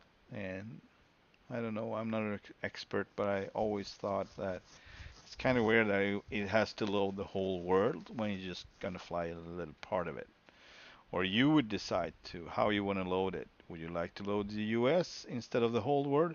Yeah, I would like to load the US because that's where I'm flying mostly. So good. That's not even like a quarter of the amount of data you need to load. So that would be, like 4 times, 5 times faster at least to load it. But it's always like that. Normal mode.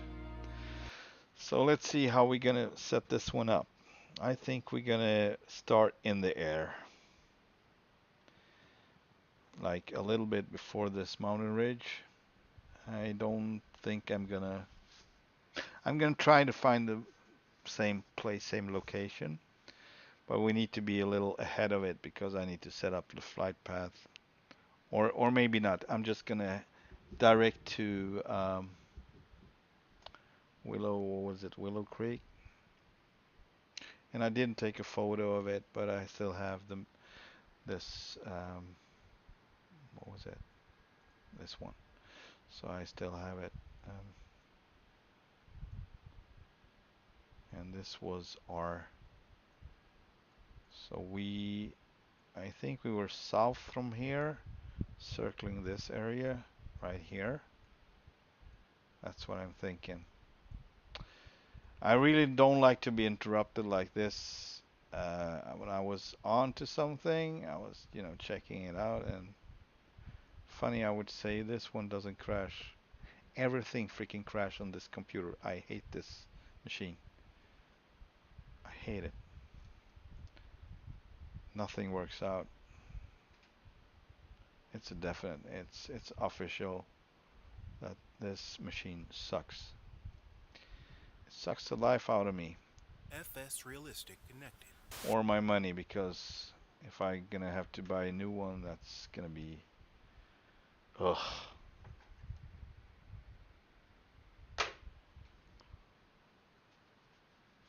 So struggle by time going through everything, reinstalling everything would take like 3 or 4 days.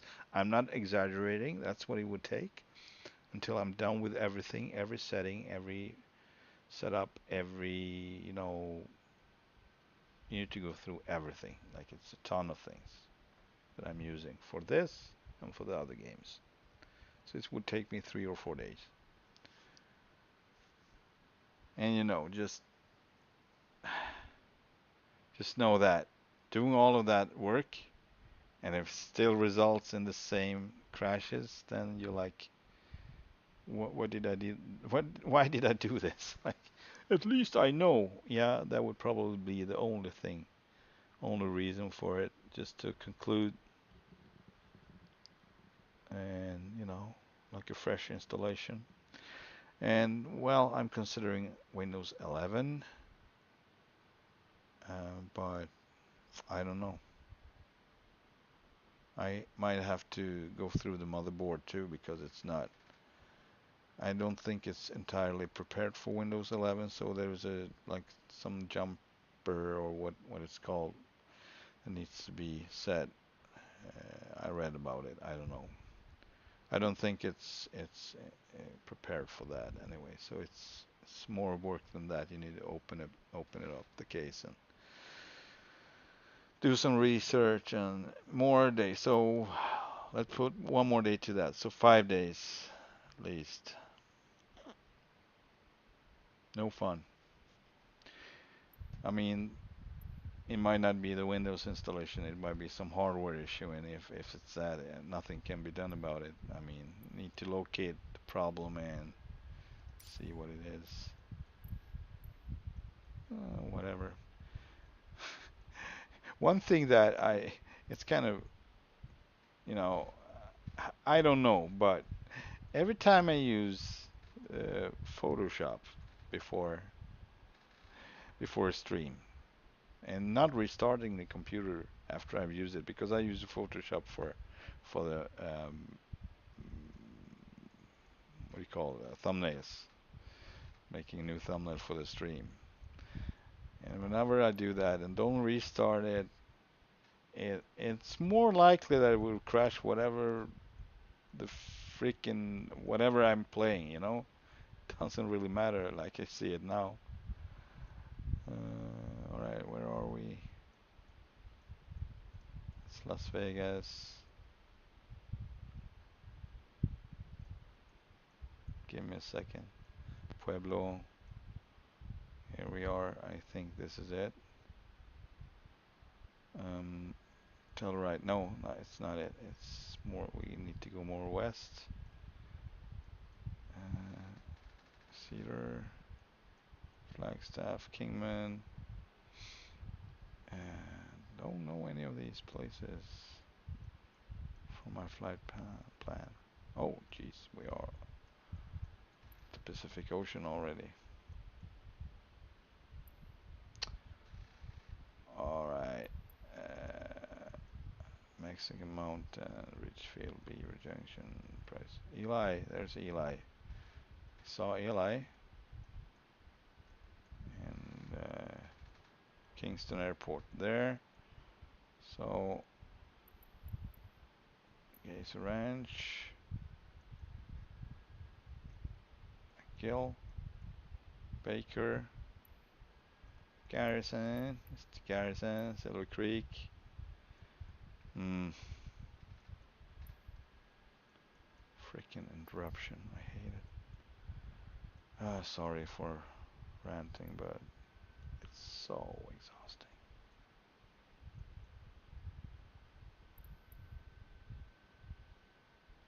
All right. I'm gonna freaking put it in here because I'm not doing this. November Victor 99. FU. November Victor 99. Willow Creek. Thank you. I was pretty close, but all right. That's not where we're gonna start. That's not. We are gonna locate where we came from, basically. It's not current ranch. It was actually, hang on. Yeah. 01 uniform, Duckwater. Was it? Really? Yeah, it was. Or, that was the first one, right? Duckwater. Yeah. So it's probably,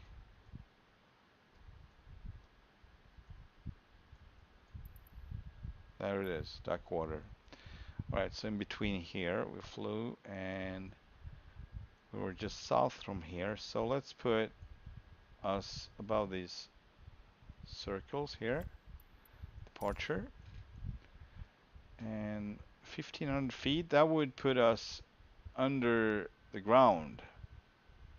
I don't know if this is gonna work, but let's try it out. Let's just set our failures, not, but rather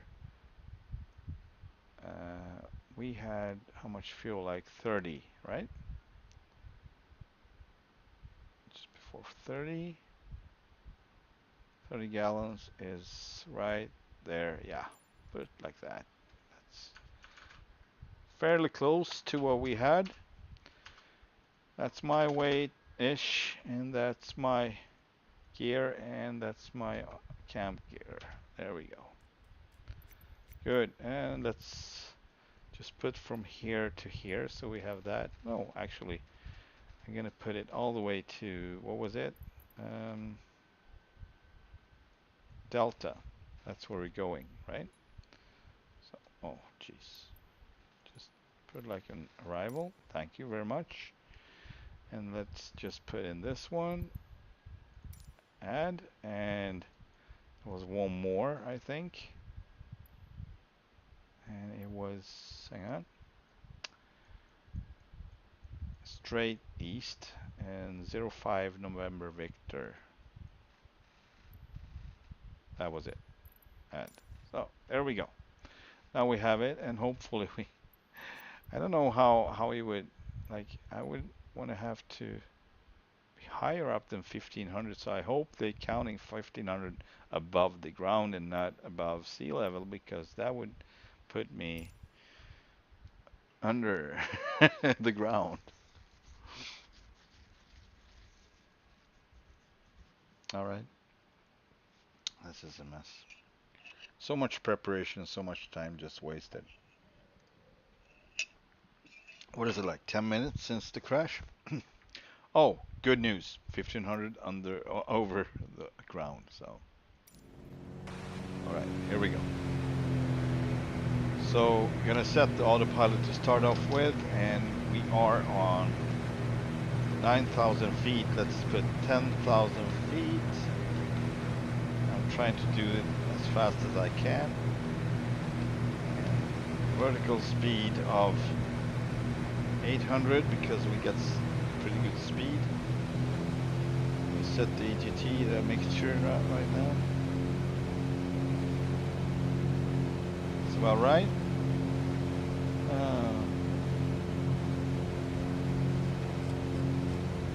All right, and gonna change my. No, that was not what I wanted. There we go. So this one's gonna start up. gonna just set the heading knob here and switch to heading. We are gonna reach 10,000 in a bit, so see if I can locate the area. We'll see. Oh no, continue, and we're gonna go straight to, so not gonna mess too much with this. Straight to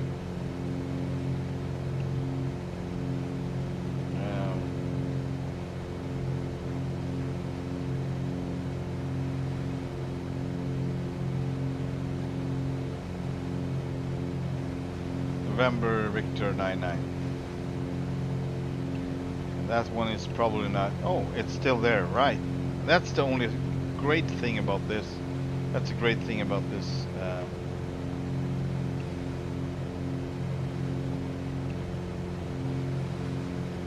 Activate. That every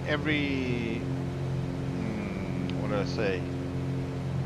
Waypoint I put in manually, it's gonna stay in the system. So that's like, I put it there before I crashed. So this is a new game and it's still there. So that is pretty neat, actually.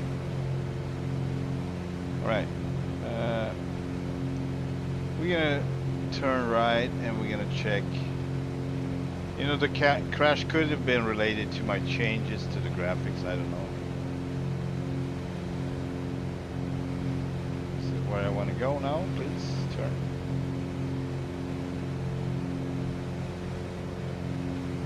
These back where they were.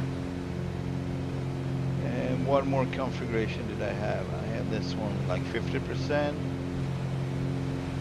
And I got my lights on, but my pitot heat should be on, and 1200.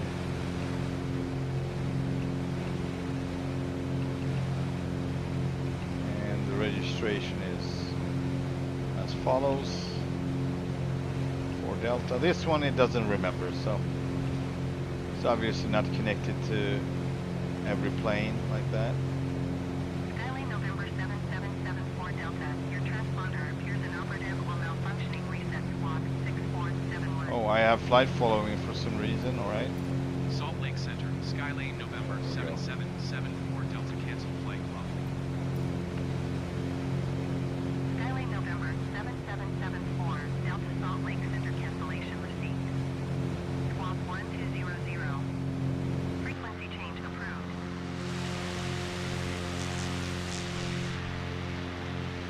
All right. So it seems like I'm not sure if this mountain range was actually the one, or we were further south from here. That might have been the case, but it doesn't matter. I'm gonna try to find a spot where we could land before we reach Willow Creek.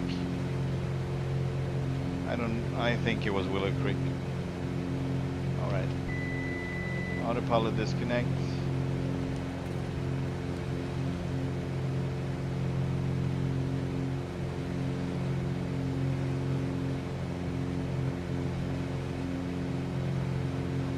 Keep going south here for a bit.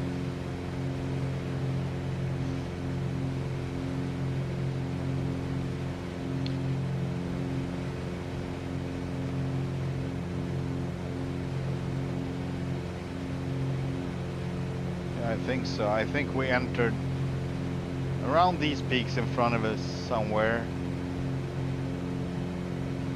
because I kind of thought that was, you know, further away from our destination. Just gonna give it a shot, but if I find something more interesting, spot to land on, I would take it. Let's just keep our eyes open.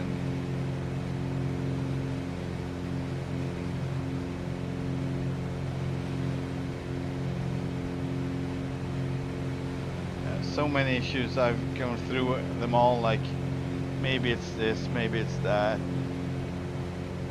I mean, screenshots as well, so like taking screenshot, is that like a sensitive subject? Is that maybe the reason for it to trigger a crash? I don't know, because I take a lot of screenshots and I get a lot of crashes, so it could be. that they don't have to care about these cars anymore. They just don't have to. They're like, this is the 10 series. They don't give a F about that, really. So every new update might be worse and worse in some cases for this graphic card. You never know.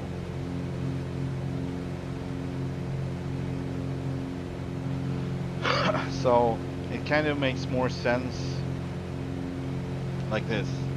It would make more sense to uninstall everything and reinstall Windows, reinstall everything from scratch, and actually upgrade to a newer graphic card. That would make more sense to me to do, more reason to do it, to put that energy and time into reinstalling everything and get a fresh installation, fresh everything. But if I don't touch the hardware, it's more like what if it stays the same? Then it was not worth it. That seems like a really cool spot. That could be actually where I was considering landing last time.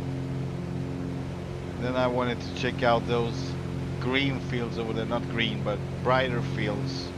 Yeah, so we are back where we crashed. We were slightly to the left from here when we crashed, but this was the area. Sorry about that.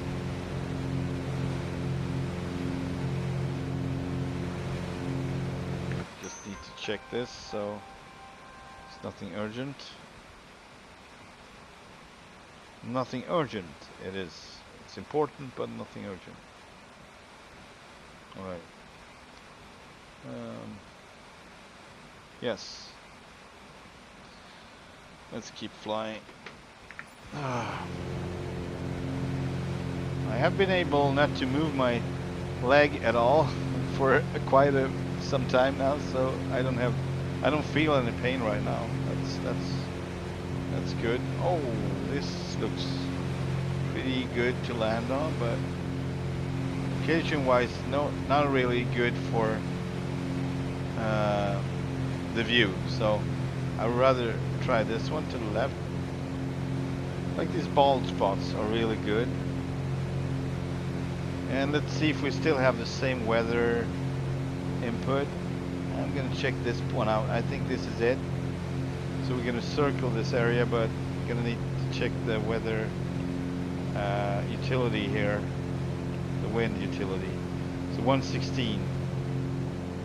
So let's put this one to somewhere in between 110 and 120, something like that. That's where we need to be headed when we land. All right. Let's take another turn.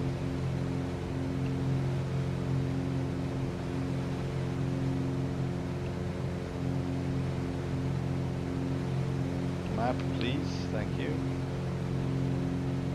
Zoom in a bit.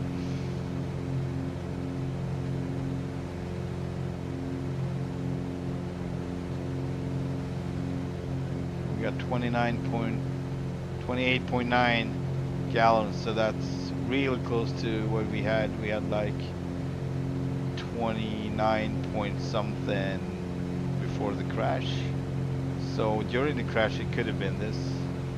At the time at the crash. I mean, the time at the crash. Actual time. And let's just clarify: crash of the game. I didn't crash. Not this time. So where is our baldy? Where's our bald spot?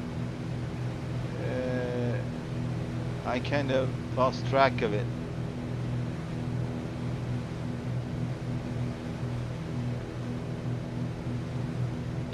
I lost track of it totally.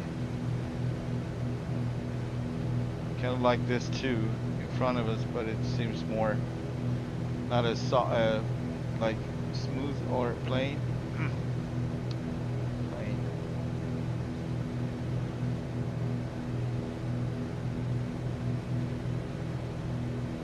Where did it go? I lost it. I usually don't lose spots like that. It was pretty obvious, but it seems like I did now. We can be just right above it, actually, but it seems a little bit rough. Oh Lord, so much stuttering. Too many trees, right?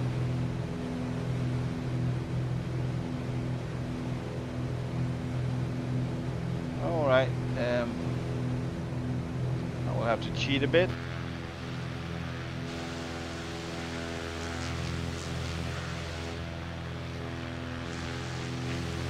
No freaking idea where that bald spot is. It's like gone.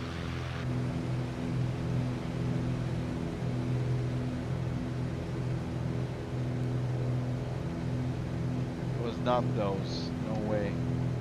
It was higher up, so it was kind of in between the mountaintops and the lower grounds here.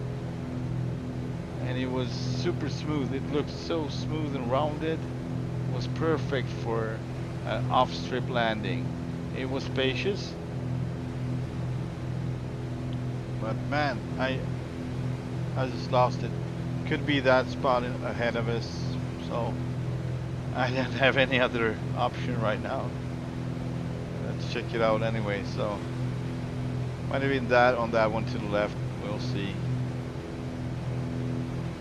But I think it was lower than that, but it actually makes sense. It's in between the mountains, and so it could be it. Let's wait and see.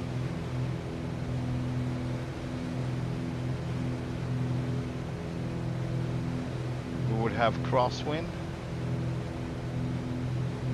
We would have crosswind, but it's a sweet spot, really. It's a cool place.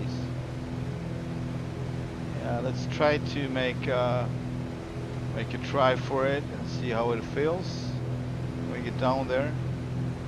I think that was the one, actually. Alright, let's not crash into anything.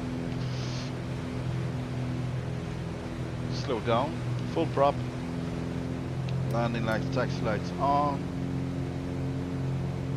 Flaps 10. Give full power. Can get around this peak here to our left.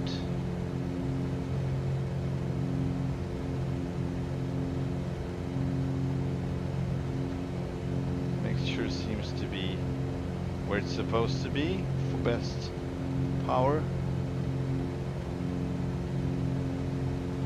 Throttle on. Alright. Flaps 20. Dropping the gear, landing gear. We're gonna do a flyby, I think, but we're gonna act like we're gonna land. That's basically it. So this is the best I can do. I think we could go more left, actually, so we would head more into the wind. Full flaps, reducing power. We got one green, so yeah, I mean, it's kind of a big slope, so it would be really steep, super steep, dangerously steep. I would rather come from here, actually, but it depends on, I mean, the winds are probably pretty calm. See what it says. I'm gonna just go 180 here after I check this one out. It says 3 knots, so we could deal with that, actually. I'd rather do that instead of crashing into the mountain, trying to land too steep with this one. I mean, it's probably doable, but I don't know. Okay, going back to flaps 20. And gonna turn 180 here, see if we can land the other way, because that one looks really smooth. It looks smooth and it looks straight, so, and it was not that much slope on it, so I think if I can find it, that would be spot. Yeah, there it is. Hang on. I see it from here. This is excellent. So full flaps. And I'm gonna try to land now, so I'm not gonna do a more flyby. So I'm gonna try to go with this. So this would be one way in, one way out. We would come, take off to coming the other way, basically.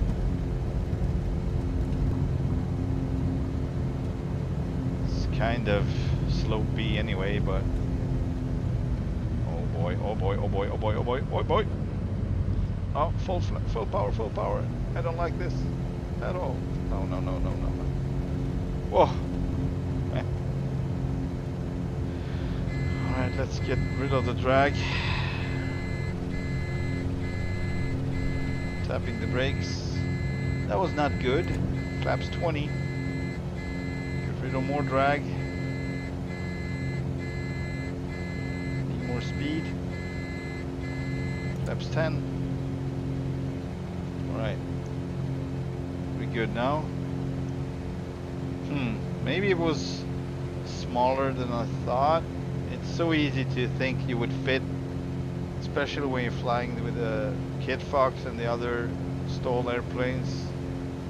Kind of hard to, you know, decide if it's big enough.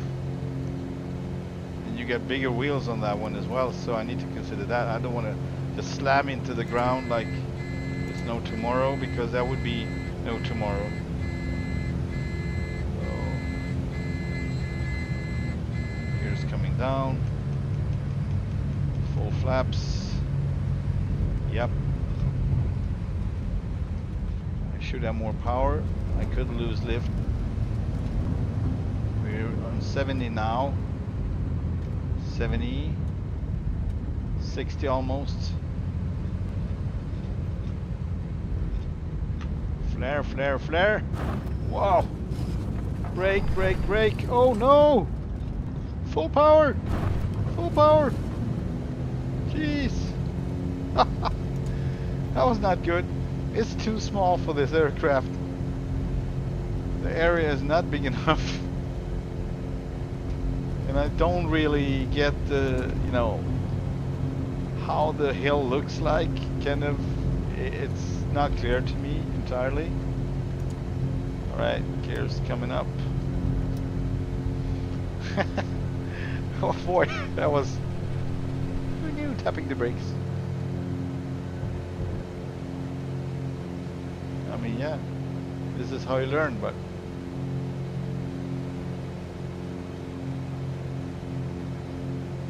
okay.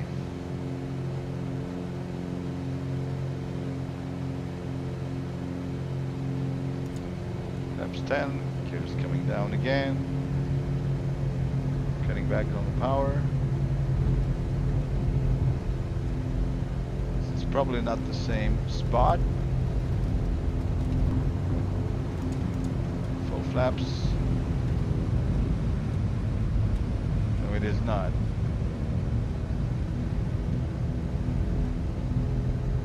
It's not as smooth either, I'd say. It's really steep, like crazy steep. Alright, I'm gonna try to come a little more from the left here now, and full flaps, and the gears are down. 70 knots. I'm gonna try this now, so see how we do. 60 knots. Don't want to go below that. I'm gonna smack into the ground. Here we go. Ah, it was kind of hard. Oh, poor nose gear. Yeah, this is definitely not a spot. I have no clue how we're gonna get from here. And we also need to, oh boy, you don't want to land in a place like this. I mean, from outside it looks decent, really, but from inside it just looks, what am I doing? Why am I doing this? Right, flaps up.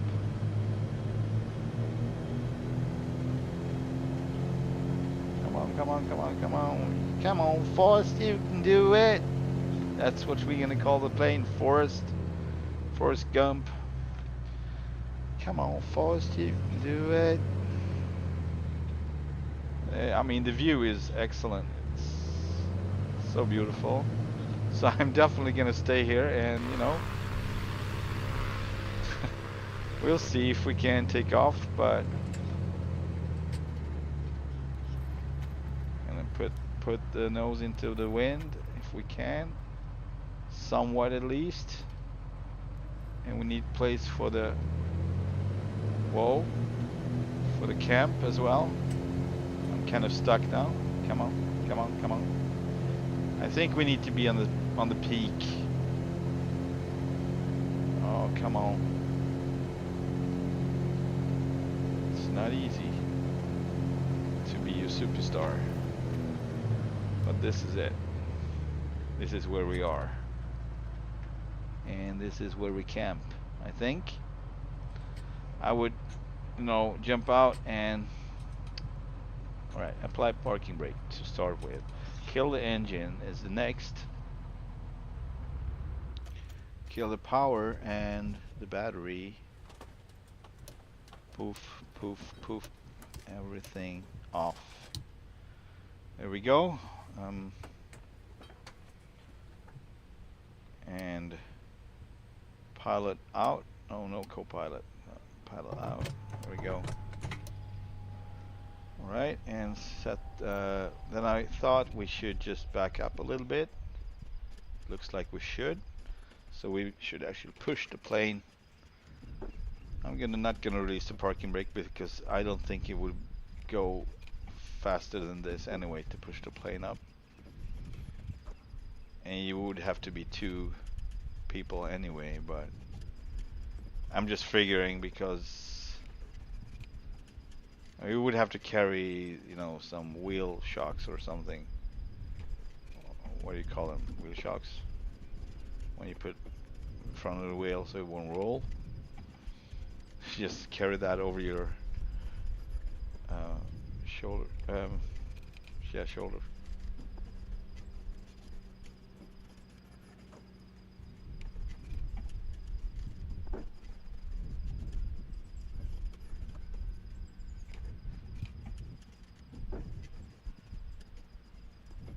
All right. You're almost on the spot where we need to be. I think this is it. There we go, and set the camp.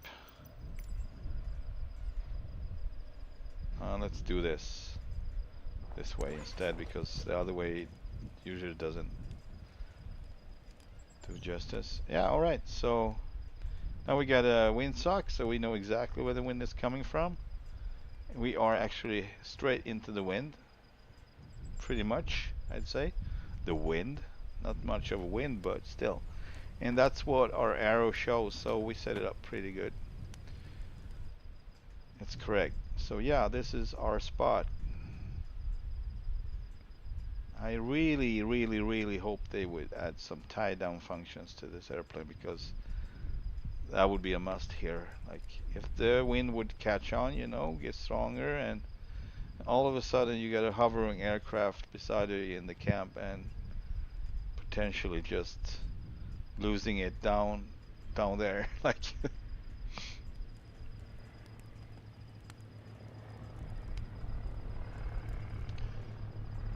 So maybe you should not put it into the wind like this. Maybe you should have it in the tail or whatever, but I kind of like the view, so this is not bad either. It's not.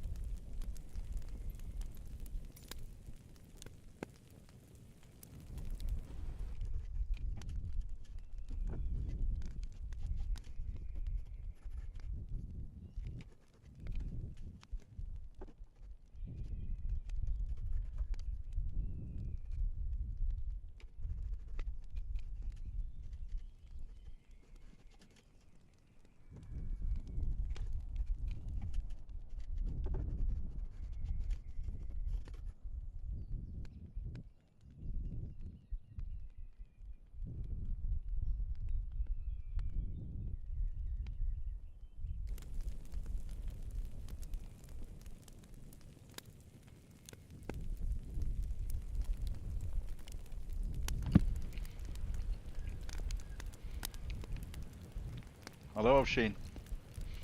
It's Microsoft Flight Simulator with some add-ons. And I'm having a break, so enjoying the view and watching the fire. Eating my lunch.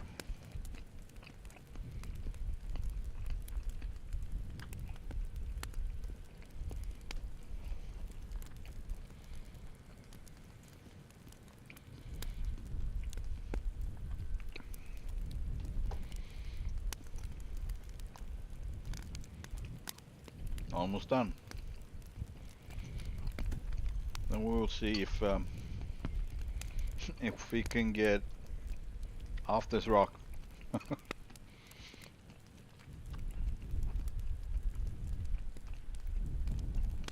It was not entirely simple to land here, so oh well. We'll see how the takeoff goes.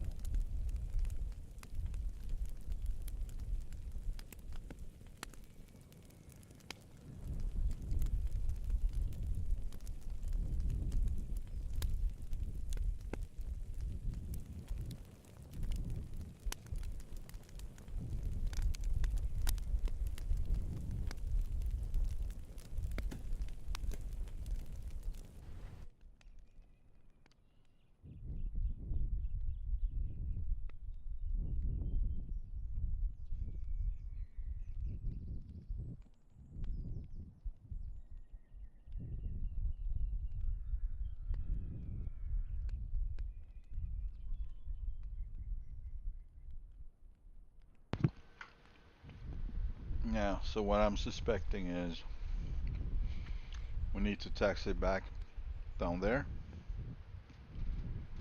ish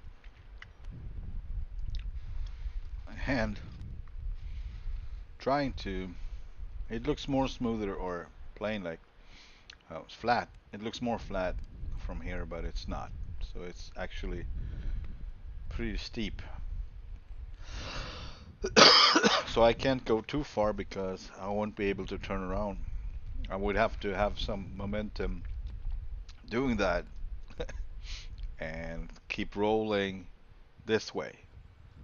So we probably gonna try to aim for the peak here and beyond this peak where we're at,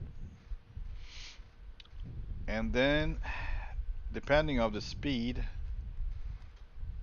I mean I would like to take off into the wind turning right, but if we don't have enough speed for that, we might need to turn left going downhill, picking up hopefully more speed, and then turning right in this little valley here. Or it's not really a valley, but you know what I mean. So that's the plan. I really don't know when to abort or if I would abort. I don't think I have many choices, so either this works out or it doesn't. And because of these small wheels, it's gonna be issue with the bumpiness and unevenness of this surface, and that's gonna slow us down even more. So I'm definitely not gonna put any flaps to begin with, but as we reach the top here, I will probably go full flaps. So here on the top, and it would take approximately 6 seconds for them to extend fully. So I might start a little earlier actually. The 6 seconds, it's nothing really. Uh, yeah. Uh, Pilot English. Which one do you mean, like FS realistic or um, this one? This is really cool. But I kind of need to remove the ambient sound for the airport because every time I land, wherever I land, it thinks that I'm on an airport. So it's it's not a big deal really. It's a few planes passing every now and then, so I can just leave it on. But I just thought this is the middle of nowhere. It would probably take like a couple of hours between the planes, and they are coming like every second minute.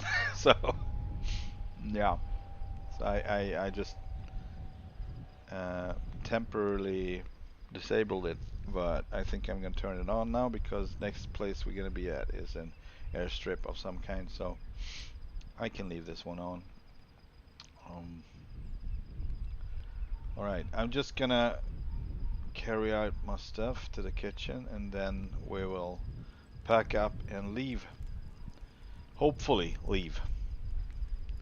Best case scenario.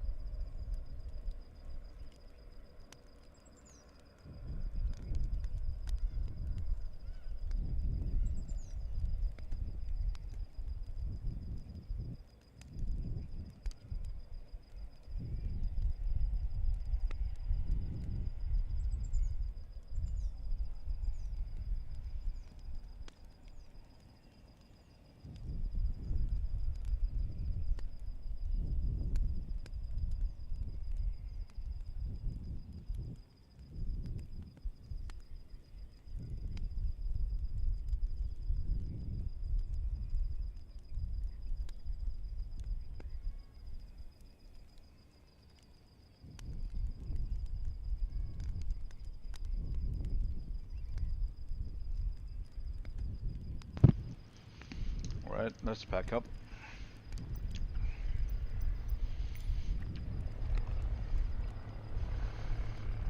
Mm.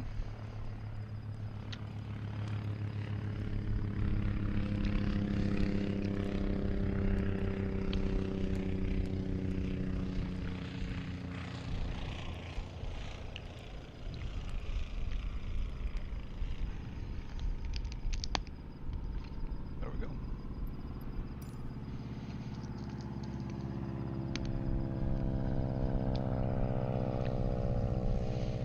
You mean setting up the camp? Mm.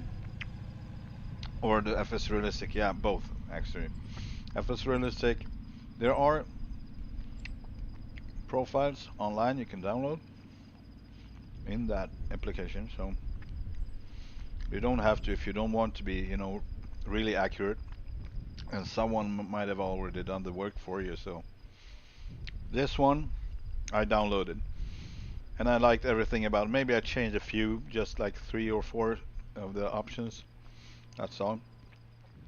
So I went through everything, the sounds and the amount of sounds and whatnot, but I'm pretty happy with it. The profile for this plane, the RG2, 182 RG2. RG stands for retractable gear, for the ones who doesn't know. Hmm? Pretty neat feature. Oh, connection lost. Hmm. Hmm. All right.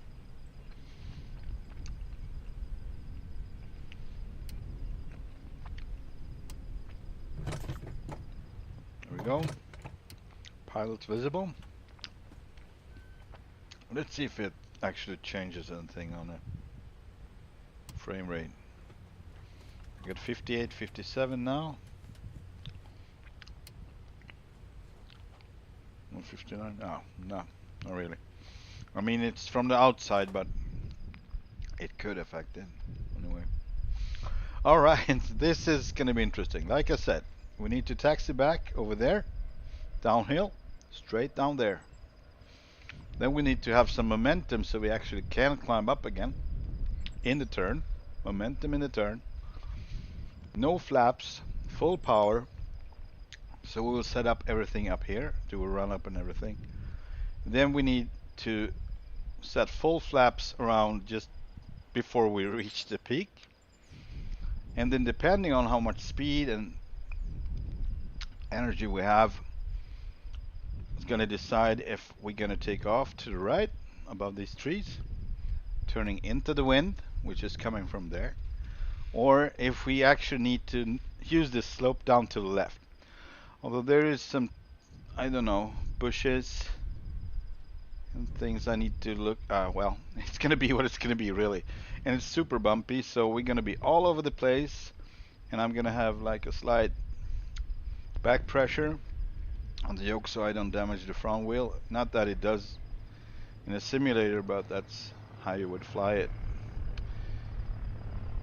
And damage, and also not dig into the ground basically with the front wheel, with the nose wheel. So, yep. Let's start her up. I'm actually kind of nervous. I'm nervous. Alright, power up. We all need to set straight to, direct to point on the GPS, because for whatever reason, if you break power on this one, oh lord, please don't be drained. Did I forget to turn the power off? Hang on. No. Yes. Oh, come on, really?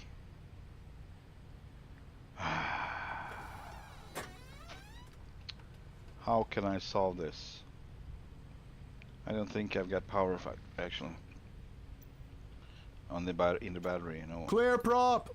I don't think so, but no, yeah. So I might have switched one of these off. There are two of these. If you forget, it doesn't really matter. Under 5 minutes, the battery gets drained for some reason. I don't know if it's real or not, but in the game, in the simulator / game, it does that. And the next problem is what I was talking about. Every time you break the power, your whole, you know, setup flight plan is disappearing into thin air. So it's like you never file anything in. You just have to file it again, basically. So stuff like that has been an issue since day one, and they just don't deal with this crap. They don't. They deal with other stuff, obviously, but stuff like this, it's like super annoying. Sorry, ranting again, like always, but it just bugging me. So what I have to do now is, this might not work, because they also from day one and has been issue with saving the game and start from there. Wherever it's whether it's going to be a crash later on, the game crash, or some stuff not working, but it's always been an issue. So we're just gonna hope for the best. Safe and temporary flight. This is a flight, yes. And hopefully everything's gonna be like it should. But we don't have power and we can't really do anything about it because this is not where we started, so I can't restart the game. Alright, load. And temporary flight. There we go. So hopefully it works. Otherwise, I mean, we will never know if I can start from here or not. That was kind of exciting to see if I can pull it off or not. You would never land on a place where you're not entirely sure you could. Okay, so it's really buggy right now. It's trying to read in the whole concept of a saved game with a saved position with saved state on the aircraft. Did you do it? Did you manage? Hopefully. So we seem to that we have some power. These are on. Good. Right.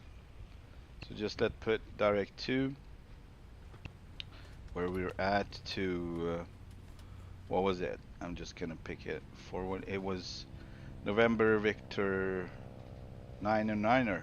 That's where we're going. Just for now. So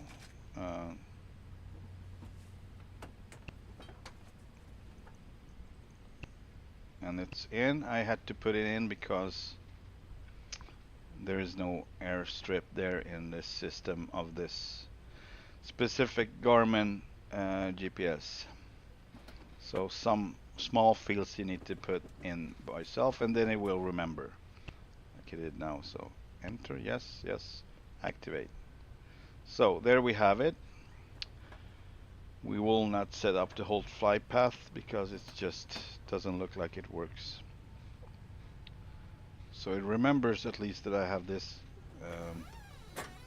GPS on. Alright, fuel pump on. Fuel selector is on. And mixture is rich. However, it's not rich, but it's fully in. We're gonna find out if it's rich or not. Alright, parking brake applied. And clear prop. Clear.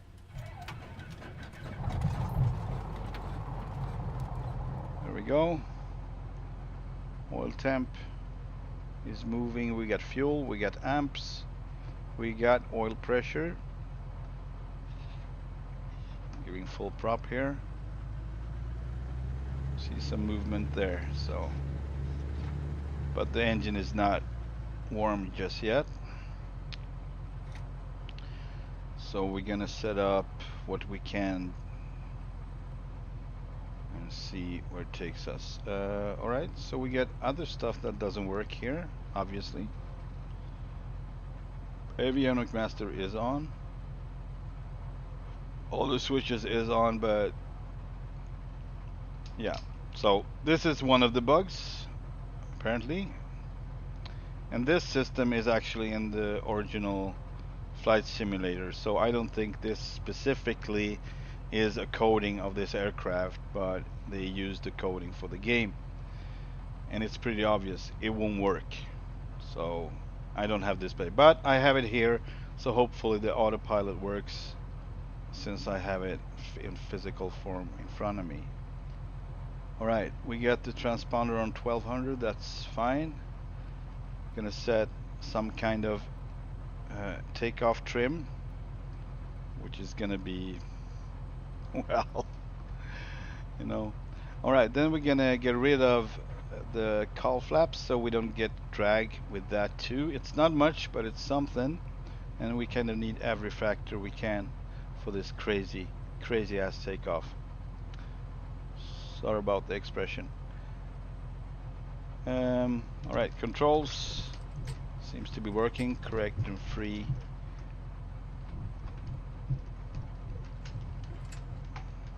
Yep. So let's do a run up. See that everything works as it should. Now it's actually kind of relevant since bugs can be experienced after loading a saved game. Right, gonna get full power and see if I can fiddle with the mixture here so we get some better EGT, exhaust gas temperature. That would tell us where we need reach the peak performance, peak power. And it's right around there. I'm gonna be thorough here. Yeah, that's it. That's the sweet spot.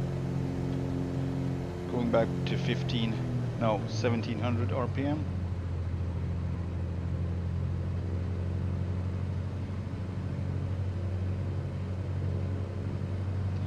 That's good enough. Magneto.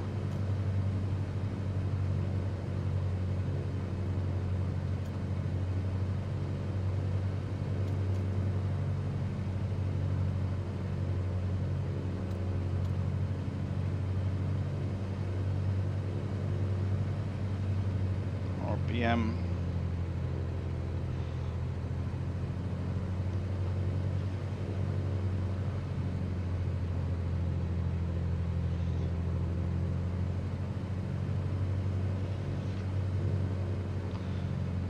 There. We're done with the run up. All right, now to the fun part, right? The fun part of see how I crash or don't crash. It's gonna be fun either way because it's a simulator. Releasing parking brake. See if we can get this one to roll. All right, slightly uphill. But this is gonna be the hard part to. All right. I am nervous actually. I really want it to work. I love it like a compulsive want of something to work out, and I'm really bad with it's not doing so. But we'll see. We don't have much choice. We have some momentum here. Let's not flip over. Hopefully we will not. Oh, there's a bush. Here we go. Full power, full power. Oh boy, nothing is happening really. At least we didn't stop. All right. Yeah, this is not gonna work out. This is not gonna work out. We need so much more movement. So.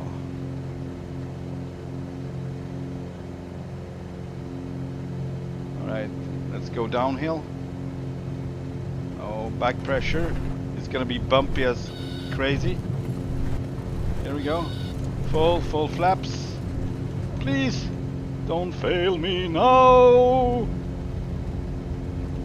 Gears coming up. And let's go. Flaps 20. Flaps 10. 0 flaps. I think we made it.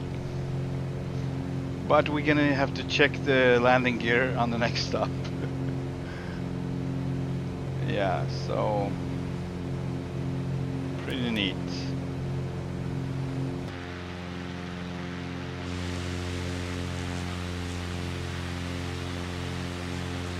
Alright, so I actually accidentally set the cold flaps on open, so that was a big, not a real big mistake, but it was a mistake. And I didn't go through the checklist as well, so that's the last thing. That's actually the most important thing to do when nothing can fail.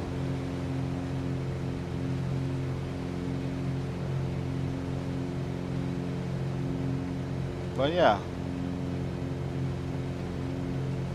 I thought we would have more power going uphill there, but it was really a big joke. But as we got over the hill, going downwards, we actually picked up quite a lot of speed. And then I realized that, oh crap, I need to use my flaps. And it takes 6 seconds for them to extend fully. So I was like, this is gonna be a bush trip. Real bush trip. Well, alright. We are a little bit too close to the ground, so I got stutterings going on with all the nature that is going on underneath us, so gonna pick up some altitude. Landing light, taxi lights off.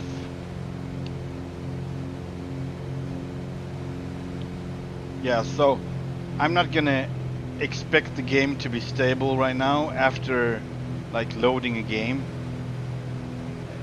It usually doesn't work out. It's always something.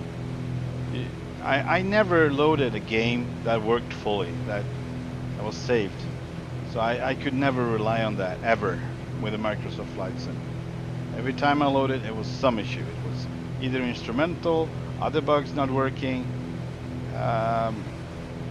performance issues. I mean, whatever problem there is, you can name one, it would be one of them. So, at least one of them. So what I'm gonna do is hopefully reach this airstrip. I'm gonna land. I haven't decided yet if I'm gonna reload the whole game, because that's gonna be in the stream as well, and that one takes like freaking 5 minutes or more. And this, since it's would be the second restart of the game, I don't know, like one of those streams, right? One of those streams. And I had enough of that from ATS and ETS, so if it's gonna be like this with this one, hell, I'm gonna throw out this whole freaking computer. It's not an old one either. It's 1.5, 2 years maximum tops.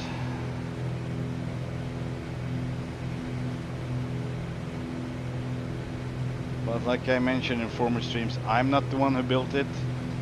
My friend who's really good with computers haven't built it. I bought it used online, so it can be, you never know how they handling the components and what they are exposing them to.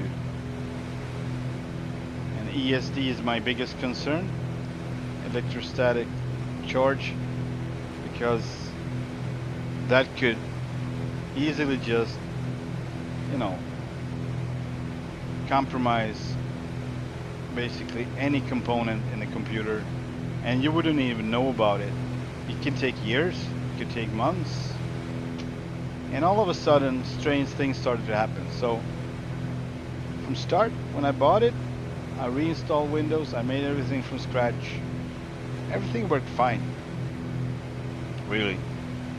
And then this last, I think 6 months or so, it really started to, you know, get bad. And I used the computer the same way I always do, so no new installations. I had what I had, really. So it was not easy to narrow it down. It still isn't. And every time I think I solved the issue, it shows that I didn't. So, and you know, you can only do so much going on like that.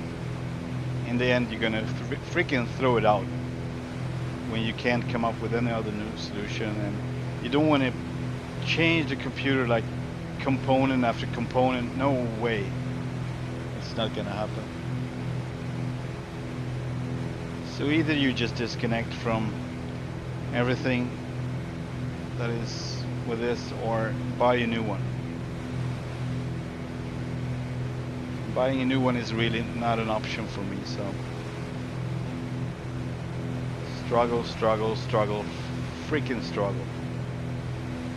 Look at this, it's like more stutter than it ever was today. Like it's constant stutters, and it must be because of this, you know, I've loaded the game. It was not a clean game from start, from scratch.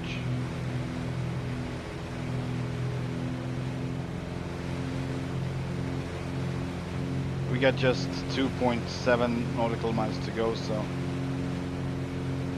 we're not gonna bother reporting, doing anything. We're just gonna land.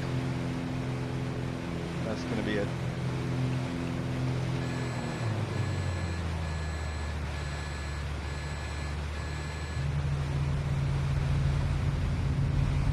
I'm assuming that's the airstrip, but it's probably not. But it looks like an airstrip. This is crazy. It really looks like an airstrip. But it's slightly off center. But this is my positioning, so it can be. You know, I might not have nailed it entirely because I was just checking the map. Like, oh, this looks kind of like there. So I was pretty close, you could say, because this is my waypoint.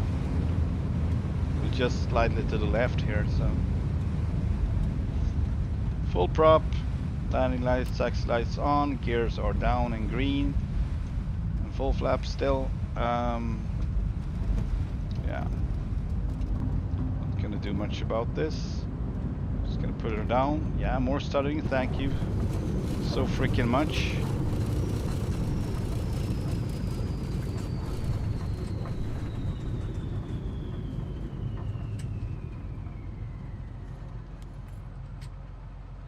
Who won, mother trucker? You or me? I landed this sucker with stuttering. So annoying, yeah. So I'm just gonna park this one, reload the game, and we're gonna set off from this airport. I'm not giving in. But I will have to restart the game, so it is what it is. Sorry about that. Main menu.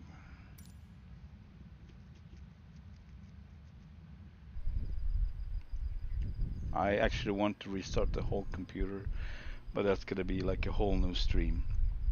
So I'm gonna give it a fair shot just for this and see if it actually helps. If it does, then we continue. If it doesn't, then I interrupt, and that's gonna be it for today, or for now at least. All right, let's try to restart it. Yeah.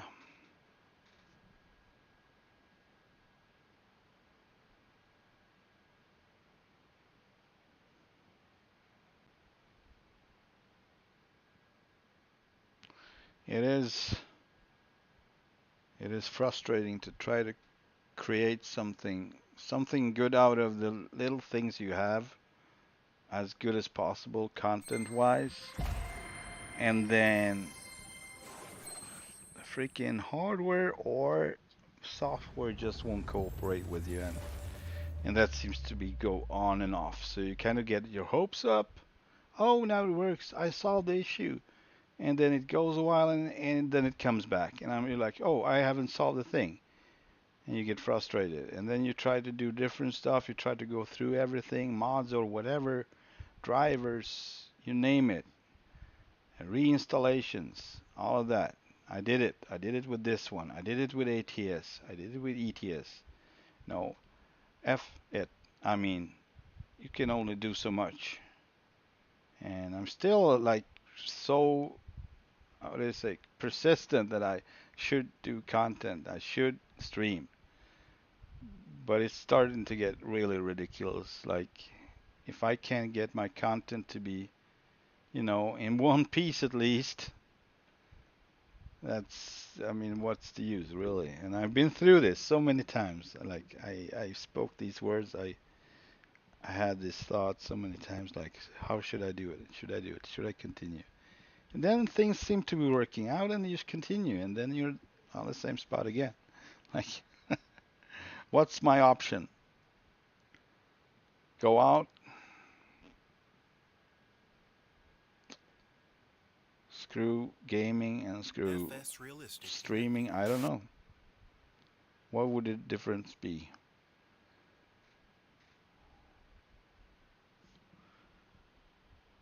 If you like going out, if you like your surrounding, if you're a people person, then obviously it's a good option to do that and just not sitting here like that. But I'm definitely not.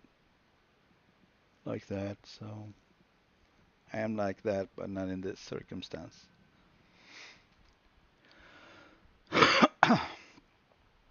So that's not really an option for me. What I feel it would be a fair option.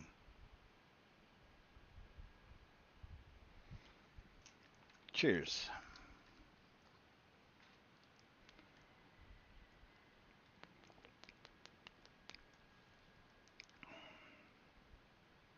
But yeah, if I continue like this, persistence wise, eventually, I don't know. I always make like stupid decisions when I get like what was it slightly desperate.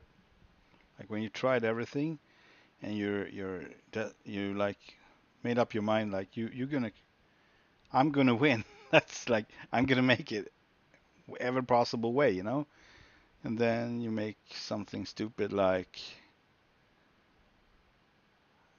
freaking payment for a new computer, and then you're gonna keep paying that off for a couple of years. Like that's not an option for me, really. I have other plans.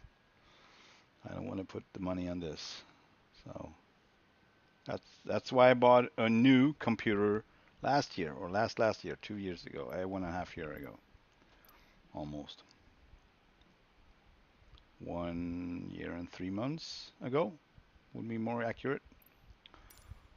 And I thought that would help, but well, you know, I think I know what the name is. What was it? November? No, hang on. November Victor? Was it?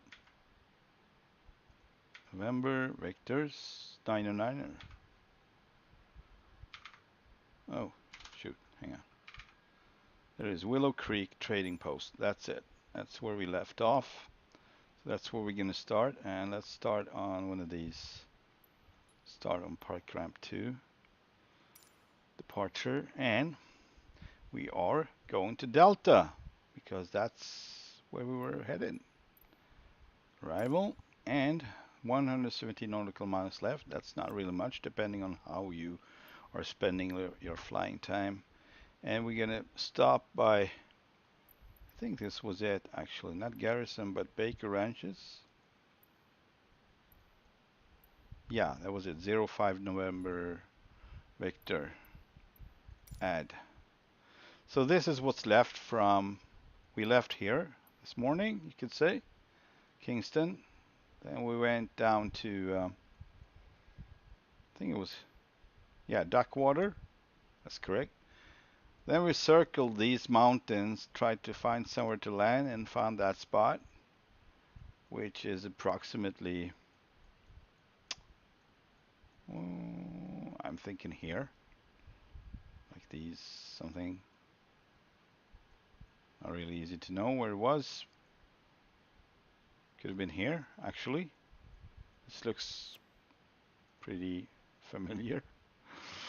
And yeah, it seems right. And then we lagged ourselves over here, which that's what we did. We lagged. Weight and balance on the plane. So fuel-wise, I have no clue. I should have looked into it, but I remember we had about 30 gallons when before we landed, but it was a little less than 30 gallons, and that's like 50%, 49. So let's say we're down here, 44. Yeah, I think more like this. 41% fuel, 12 half, 25 gallons of fuel left.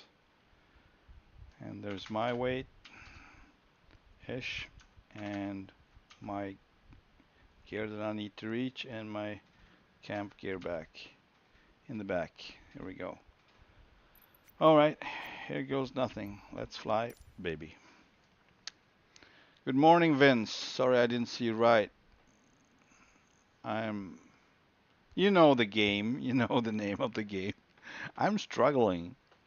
I like to struggle, obviously. Yeah.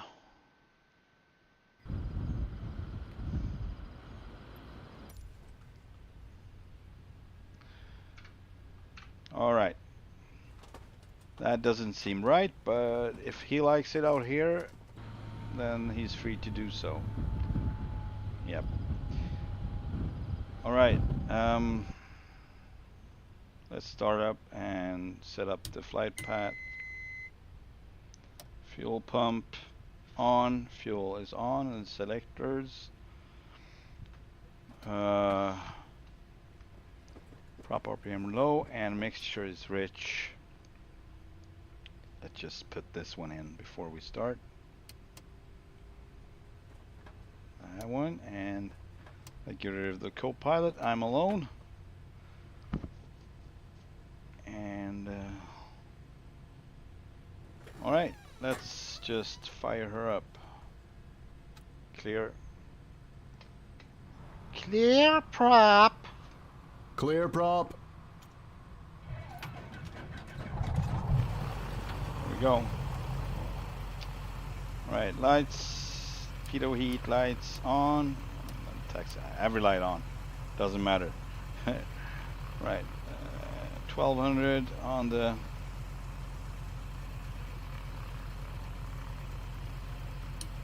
There we go. Now everything works because this is not a saved game, so. How are you doing, Vince? I hope you're doing good. Happy 4th of July.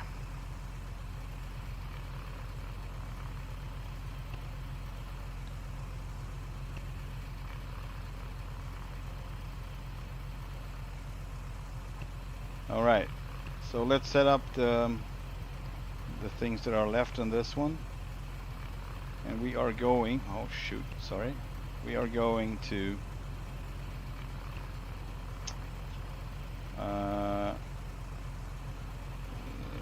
course I would forget it, but no issue, no issue. This is where we're at, and we're going east to 05 November Victor. Yeah, it's also a temporary point that I created since I didn't find the strip in the system, but it's already done, I'm glad to say. And then we have our final destination for today, or now, is Delta, and that spells any minute now, that spells Kilo Delta Tango Alpha. Okie dokie. Kilo Delta Tango Alpha Delta Municipal. That's it. We got our waypoints. We're gonna set the altitude. We have some ground to travel. 10,000 feet, 700 feet per minute climb, and this is our takeoff trim, and put this one on transponder, and of course for the third time today, let's put in our registration into the transponder. There we go. That's done. Let's get some fresh air. There we go. We're not going to use any flaps, but we will try to find out the weather, the winds. We got 153 ish. There we go. 10 knots, so it's a little stronger than before. And we are announcing taxi 122900.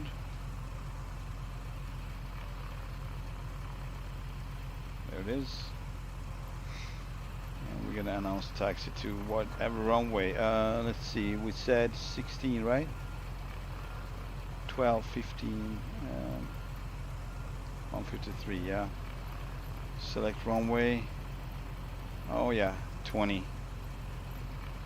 There we go. November Victor Niner Niner, traffic Skylane November 7774 Delta is taxiing to runway 20. That's what we're gonna do. 20. That would be. Oh well. How does this look over there? I guess. Yeah. All right. Parking brake released. Full prop. There we go.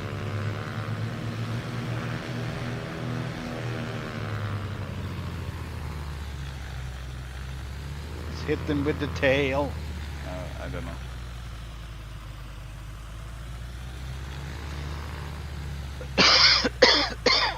Apologize. Thanks, Vince. Thanks.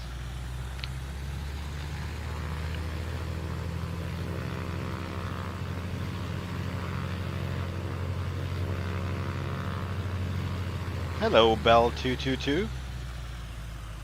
Looking fine.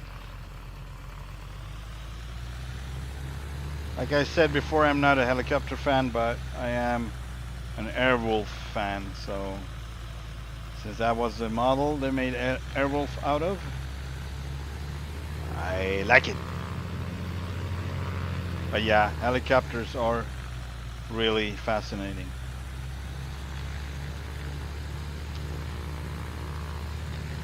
Like I usually put it, it's a love-hate relationship. I don't trust them. I trust having wings, with or without engine.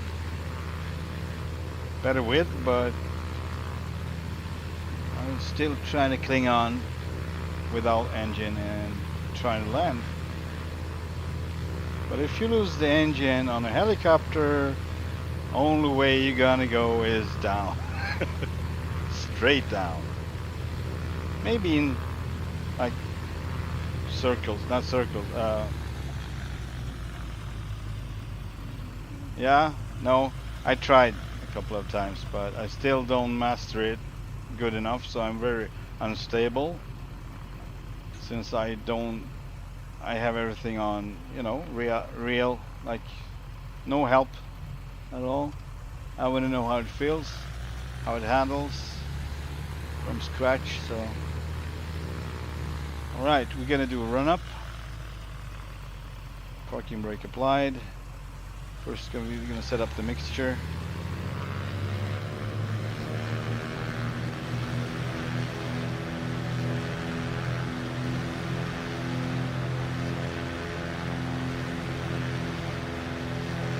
All right.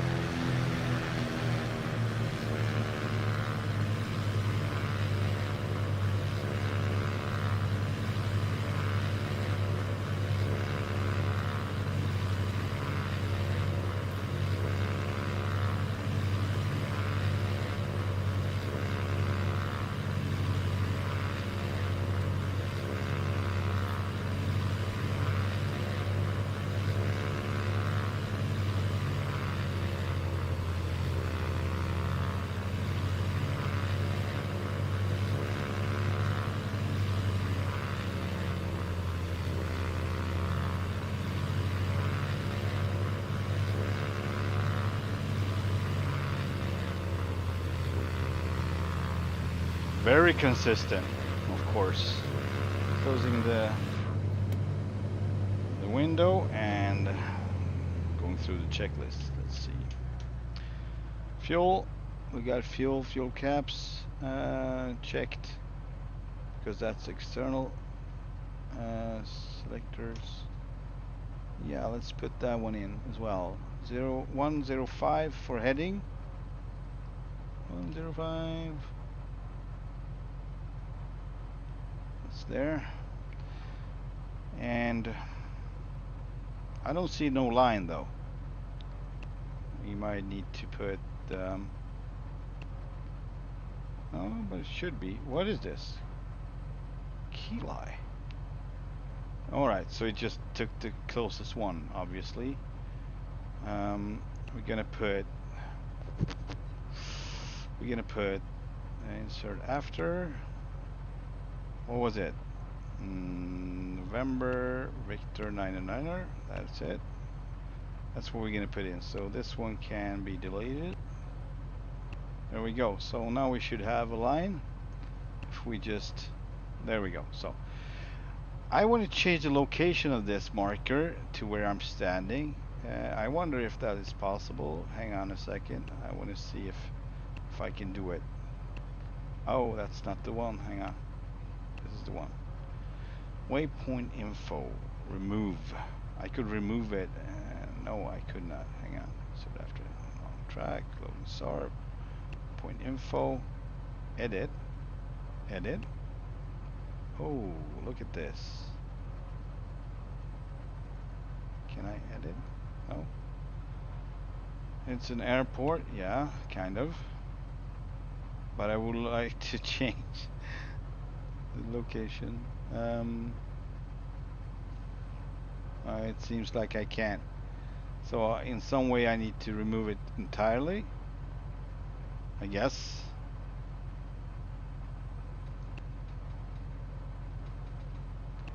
And that's not gonna happen right now, but I will check out that later. Doesn't matter, it was pretty clear where the strip was. Even if it was further down the road, we would not miss it, so we can just keep it where it's at. Alright, let's go. Further on, let's do the checklists. I mean, controls.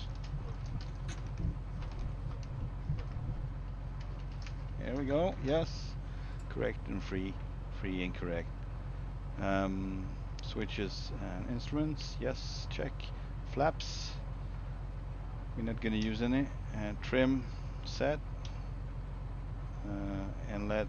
Yeah, we're gonna just go with fully open cowl flaps. And lights are on. Harness and mixture set and full prop. Take off announcement. And we are going east.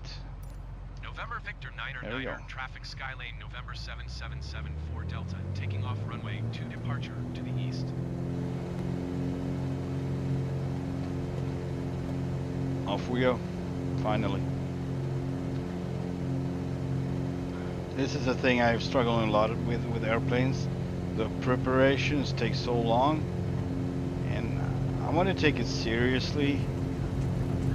Airspeed alive. Some back pressure.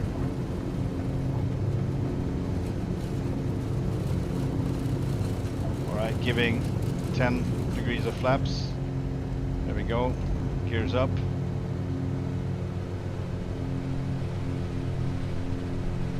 Tapping the brakes.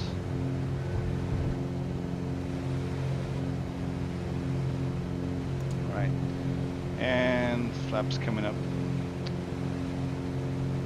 So I just want to take it seriously, so I never do full checklists.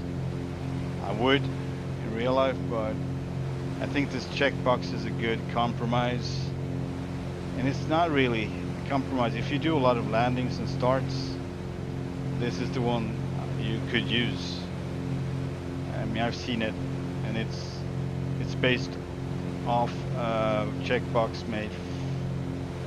There's one guy named Ryan, missionary bush pilot. You can check him out on YouTube. He has some freaking great content of bush flying Papua New Guinea, and he always tells you what he's doing, why he's doing it. Usually, he make really good content. And he has one of these. He actually has several check boxes on his site, like merch you could buy. I made my own because my economy can take that price that he asks for it. And he has like regular one, illuminated one. He's releasing a new model now, I think, and with different kind of face plates, so you can change them so it would fit the type of aircraft you're flying. So it's really useful, and that's what he's using. I never seen him pick up he probably do that, you know, in the first flight, before the first flight and so. But during the time when he's on and off these small strips, he just used this. I never seen him use any type of checklist ever. And it's the most key components you need basically for. And he also been an instructor and doing different type of flying. He's flew the Kid Fox these past couple of years before he got home from Papua New Guinea, and now he's going back and gonna continue flying Papua New Guinea with his missionary flights, helping people out in the bush.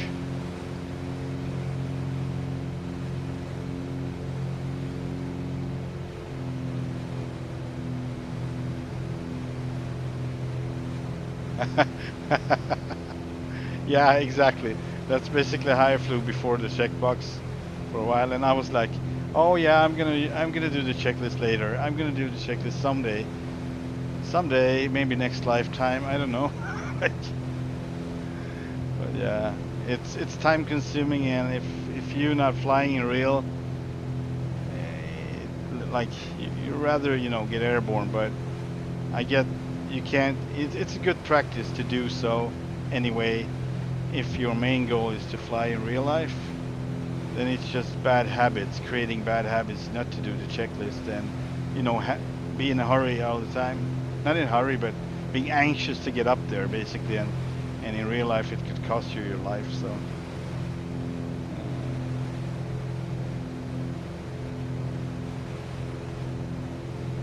the nav.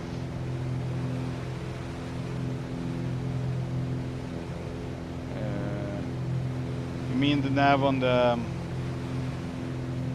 autopilot? Is that what you mean? Navigation, horizontal navigation. So between waypoints, basically, following the GPS, or NDB if the VORS, different kind of frequencies.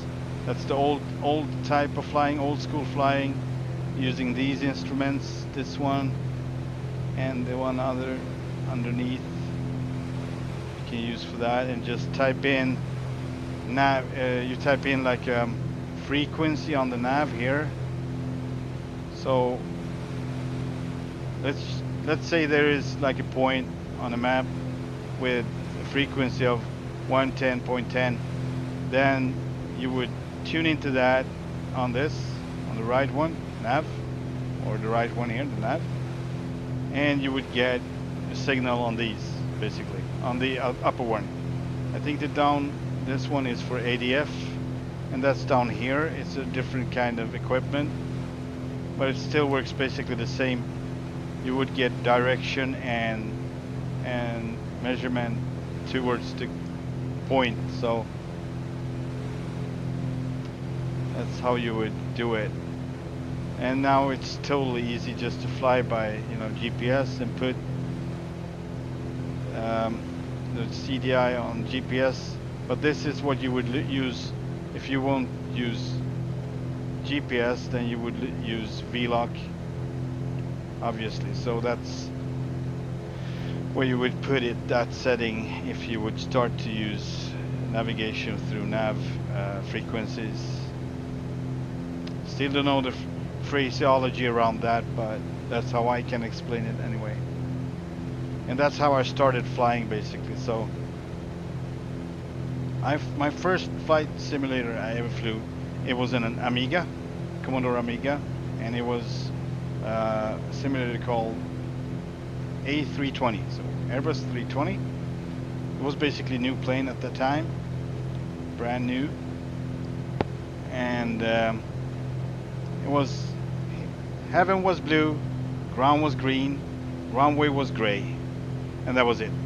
Overcast, you got like a white grayish heaven, and when you go through the clouds, it would flimmer like that, like between darker and lighter gray, and then you would have come up, and it would be like blue skies, and obviously the clouds were light gray or white beneath you, and you would learn how to fly these, you know, VORs or doing ILS landings and such, and that's the automated way I learned how to fly and the principle of it. So I basically just copied that and tried to do it manually eventually. Basically what the ILS did. So I was just copying that, so the principle was the same. And that's how I learned how to fly, the principle of navigating and flying. And then in Flight Simulator 2004, I flew the old way. I didn't like the GPS because it was not fully developed, obviously. And it was just too simple. And I was like, no, you need to know the old school ways. So I learned how to navigate through ADF and nav points like that. How do you mean you stayed away from those computers? Why is that? Like the Amiga and the Commodore 64? The real computers, where it all started, basically. We had tons of fun with those. Tons of fun. We would spend an entire day just playing if our parents let us, but they usually didn't. But as we grew older, we actually did stay in the whole day and just playing. And that was not a thing you really did back in the days. You went out riding your bicycle or your moped or whatever. Joyride with your dad's car, something.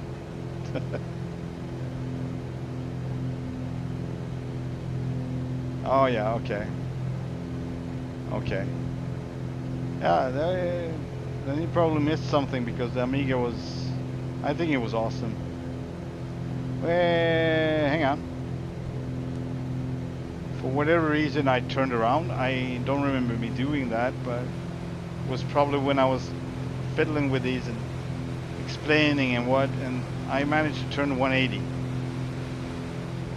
How do you manage to turn 180?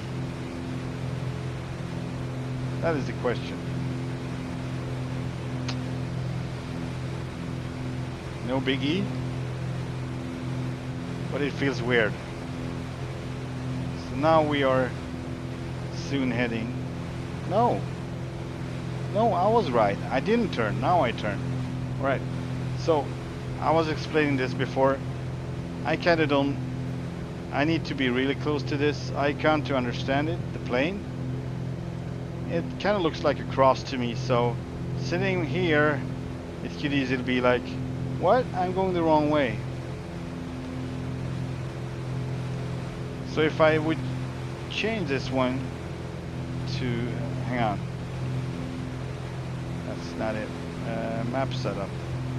Where's the map setup? Menu. Map setup. Here. Track up. Or heading up.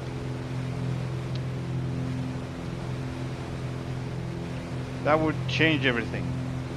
But I'm kind of used to it, so up is where we're going. It's easier like that, but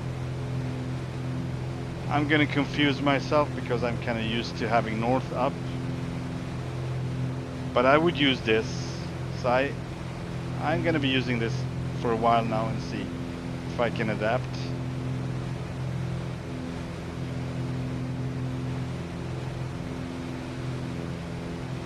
Yeah, Civilization, I remember that one. I played SimCity though.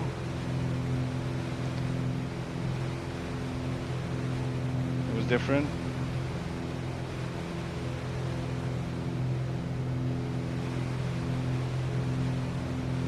Yes, Dungeons and Dragons. We did that. So it's so funny to see how younger generations react to the TV show Stranger Things, because that is like a copy, a straight down copy of what the experience was being a kid in the 80s. So it was spot on, really. And I was not, and I wasn't even in the States. So I was in Sweden, but it was relatable anyway. It was, and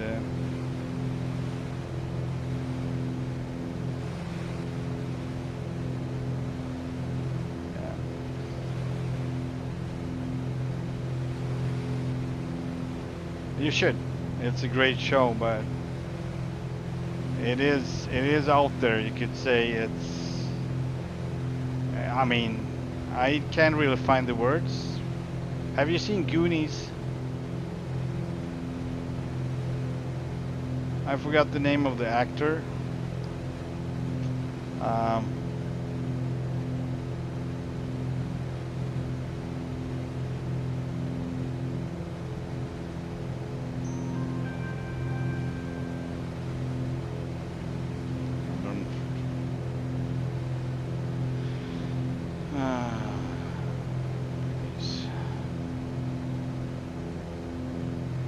Cast.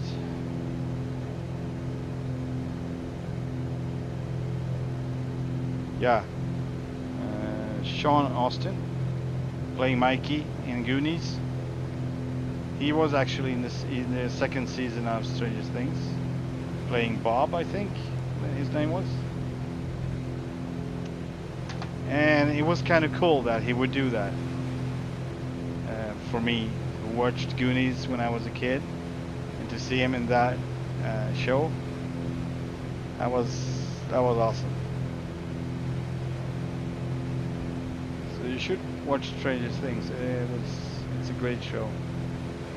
It's beyond great, actually. It's very like a fairy tale, filled with all the fantasy you would put into anything in the 80s as a kid, kind of, and they put it on film, put it on movie.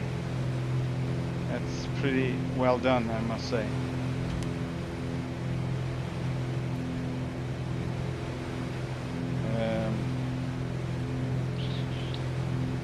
How do you mean? Like in a stream or? Oh, it's so funny you would say crisp, because I mentioned in the beginning of the stream, like, you think this is crisp? You should see my resolution, what I have on my screen. Like, it's super crisp. And the way I'm doing it is because obviously I can't run this one on a ultra wide display that I have with 1440p. It would just not work out. I would have like 20 frames or less. So I need to scale it down. I'm going to show you what I have. So I've scaled it down to let's see where it's at. This is the full, yeah, 70. So my resolution, actual resolution is 2408 times 1008. And then I use this one, and this is the secret. Game filter. I have sharpening plus on. It starts in the middle, so I actually just added from 0 to 24%, and intensity is in the middle from start. And then I put a little black and white, so I just reduced the colors just tiny, like 6%, just to have a more natural look to it.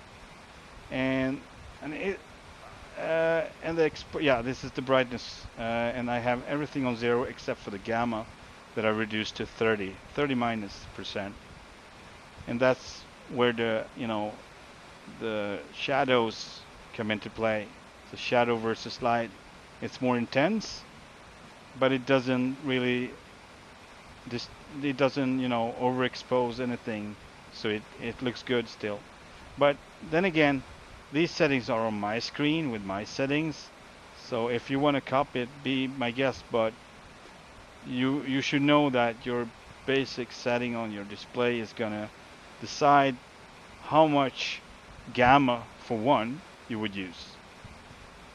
And of course, with the sharpening as well, it depends on what resolution you have from start, and yeah, how your monitor works. And black and white, that's by taste basically. So this is how I use it. Uh,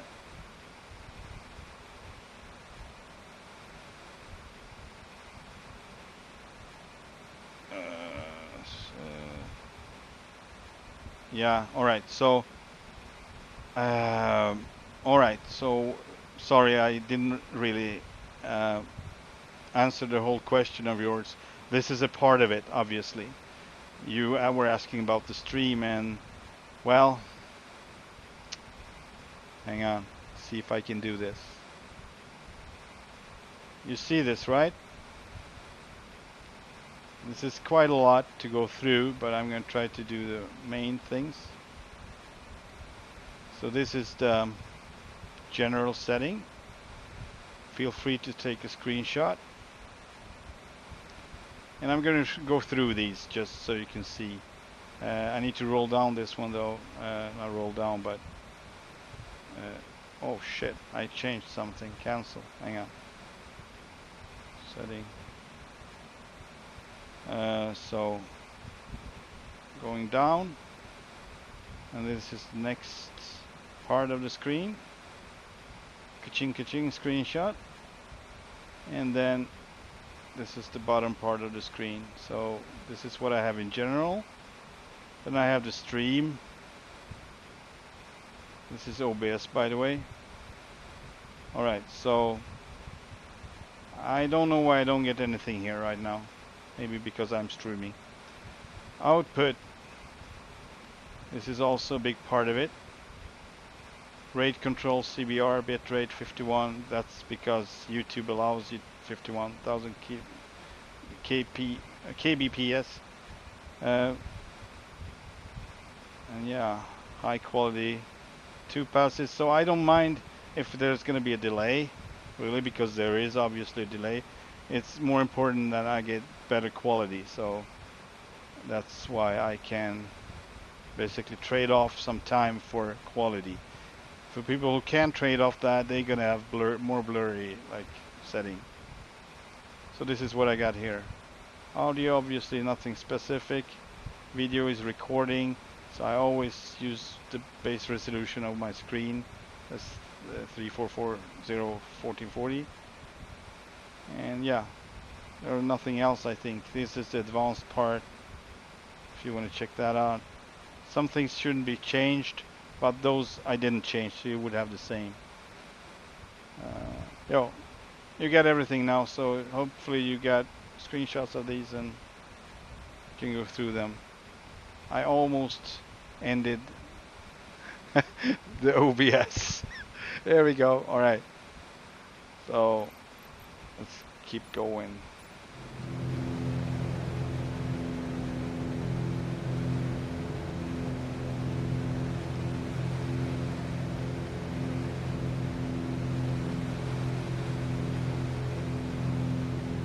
All right, we got more turbulence going on here on this side.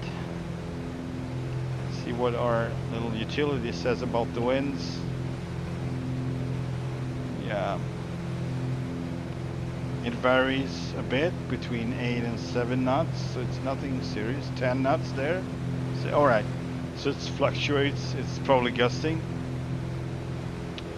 and the wind direction is mainly 128, 127, 123 between. So I would say 123 would be a good place to put it. 123, yeah, something like that, around that part. Yeah, it's a lot. So maybe you understand why I don't want to reinstall whole Windows in every application, because I have tons and tons of settings to go through for every freaking game, and the controls, the setup, the profiles with the controls. Some of them you can save because it's in your document settings, but some of them you have to go through. Same with the track IR, you need to have that setting the smooth movements, the accelerating movements, because I don't like when it moves too much if I just move my head. So this is what I get if I just move my head a little, and this is enough. Obviously this is zoomed in, so this is more.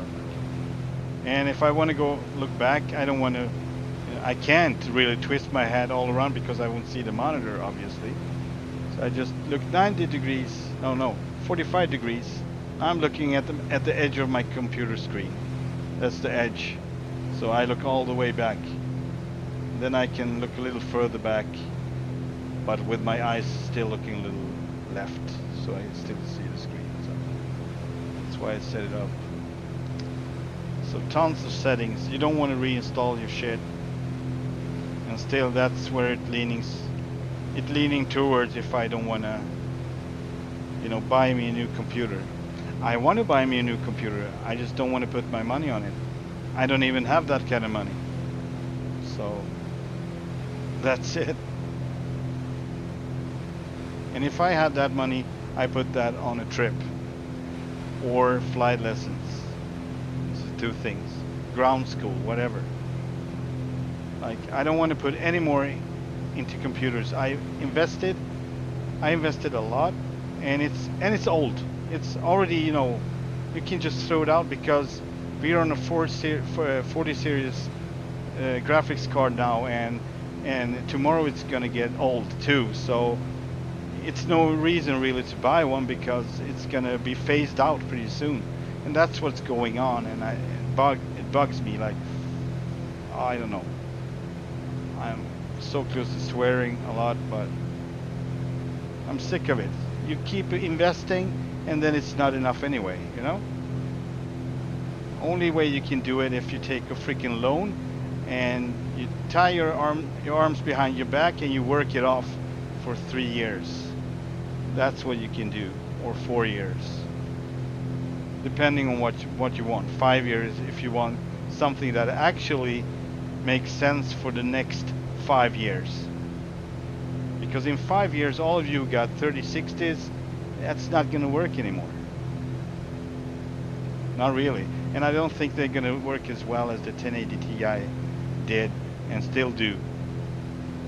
It's just not going to do it. I think they are kind of not only phasing out components, they are phasing out quality and durability. All of the key components they are phasing out just so they can make more money. I hate it. I don't want to be a part of that. Damn it. Sorry. So of course I don't want to put more money into it. It's like, I felt so bad when I bought this computer. Like, I was like, this is still really expensive, and it's a risk because it's a used one. It was fairly new, 6 months, just 6 months old. But I was terrified that I, you know, made a mistake. And I knew in the back of my head that maybe not today, maybe not tomorrow, but maybe next year this is going to be an issue. And it might be that that's why I'm struggling with it now, because this guy didn't use ESD protection or whatever when he built it. Because they don't show you that. They are freaking not talking about it. Why don't they talk about it? It's so little information about ESD out there. There are a few tests, but really it's not a big deal. Like, it seems not being a big deal because they don't talk about it. You won't know how charged an IKEA table is. If you put down a freaking graphics card or a memory or something on a table, it can be ruined. It's crazy. And it can be like in a couple of weeks or months or maybe the next year. Never know when it's gonna fail just because you put it down on the freaking table and not on the mat, on the ESD mat or whatever it's called. So that's what you don't know. And the guy, I asked him, you know, you can only do so much when you buy something used. I asked him, like, do you use any ESD protection when you build your stuff? Oh yeah, I do that. Then when I paid the computer, I was on my way out the door. He was like, by the way, about this ESD thing, what was his question? It was like, he almost gave away that the fact that he didn't use it. So he was it was a contradictory sentence. Why? Did anything happen to you when you were building computers? Like that. And if you get a question like that, you're like, oh shit. I'm like, so you didn't use it, you crapolio. I didn't say that, but I thought that. I was like, great, David.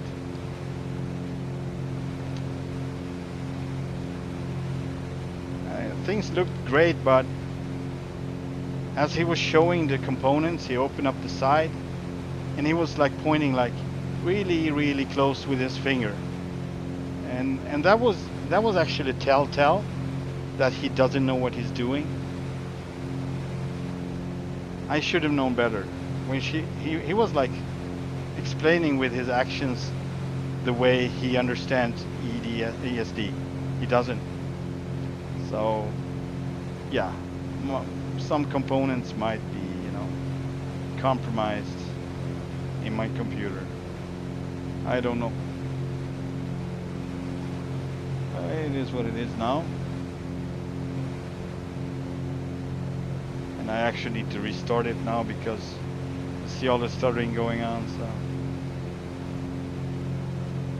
I'm not gonna force it.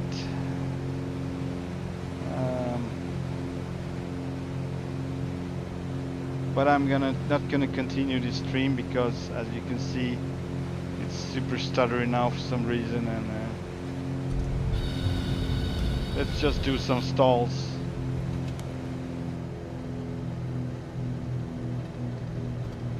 Stall recoveries.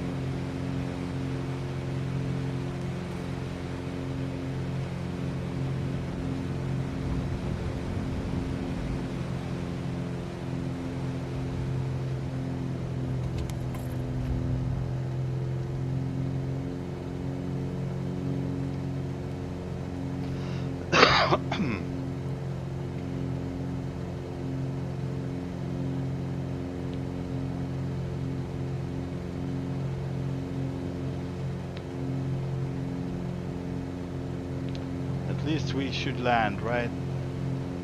This last thing. We should actually land. So this is also a point I put out, so I don't know where the strip is, but it's a road. Super stuttery. Like crazy. Let's land on the road.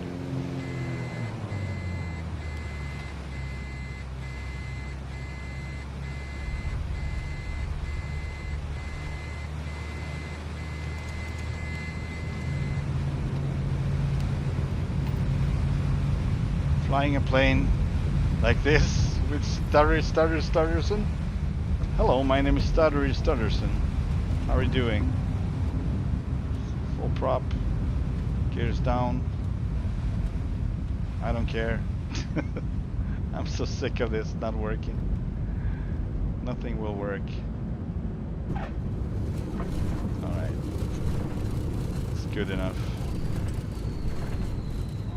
And I will leave this stream here. I'm not gonna continue. Obviously because I need to cut it in half if I'm gonna restart the computer anyway. So I kinda need maybe this is if there's gonna be a new computer some ways, I don't know how, but if there's gonna be a new computer, maybe this one will do as a streaming device, like a streaming computer, and then I don't have to worry about the fact that, you know, the stream will continue as long as the computer works fairly good. It's not a game really with a stream. Not as complex. think. All right. Thank you so much for watching and listening to my rants. All right. I hope I didn't hit the car.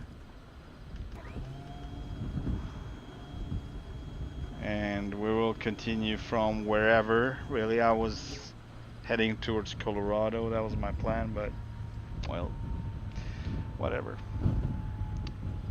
It is what it is.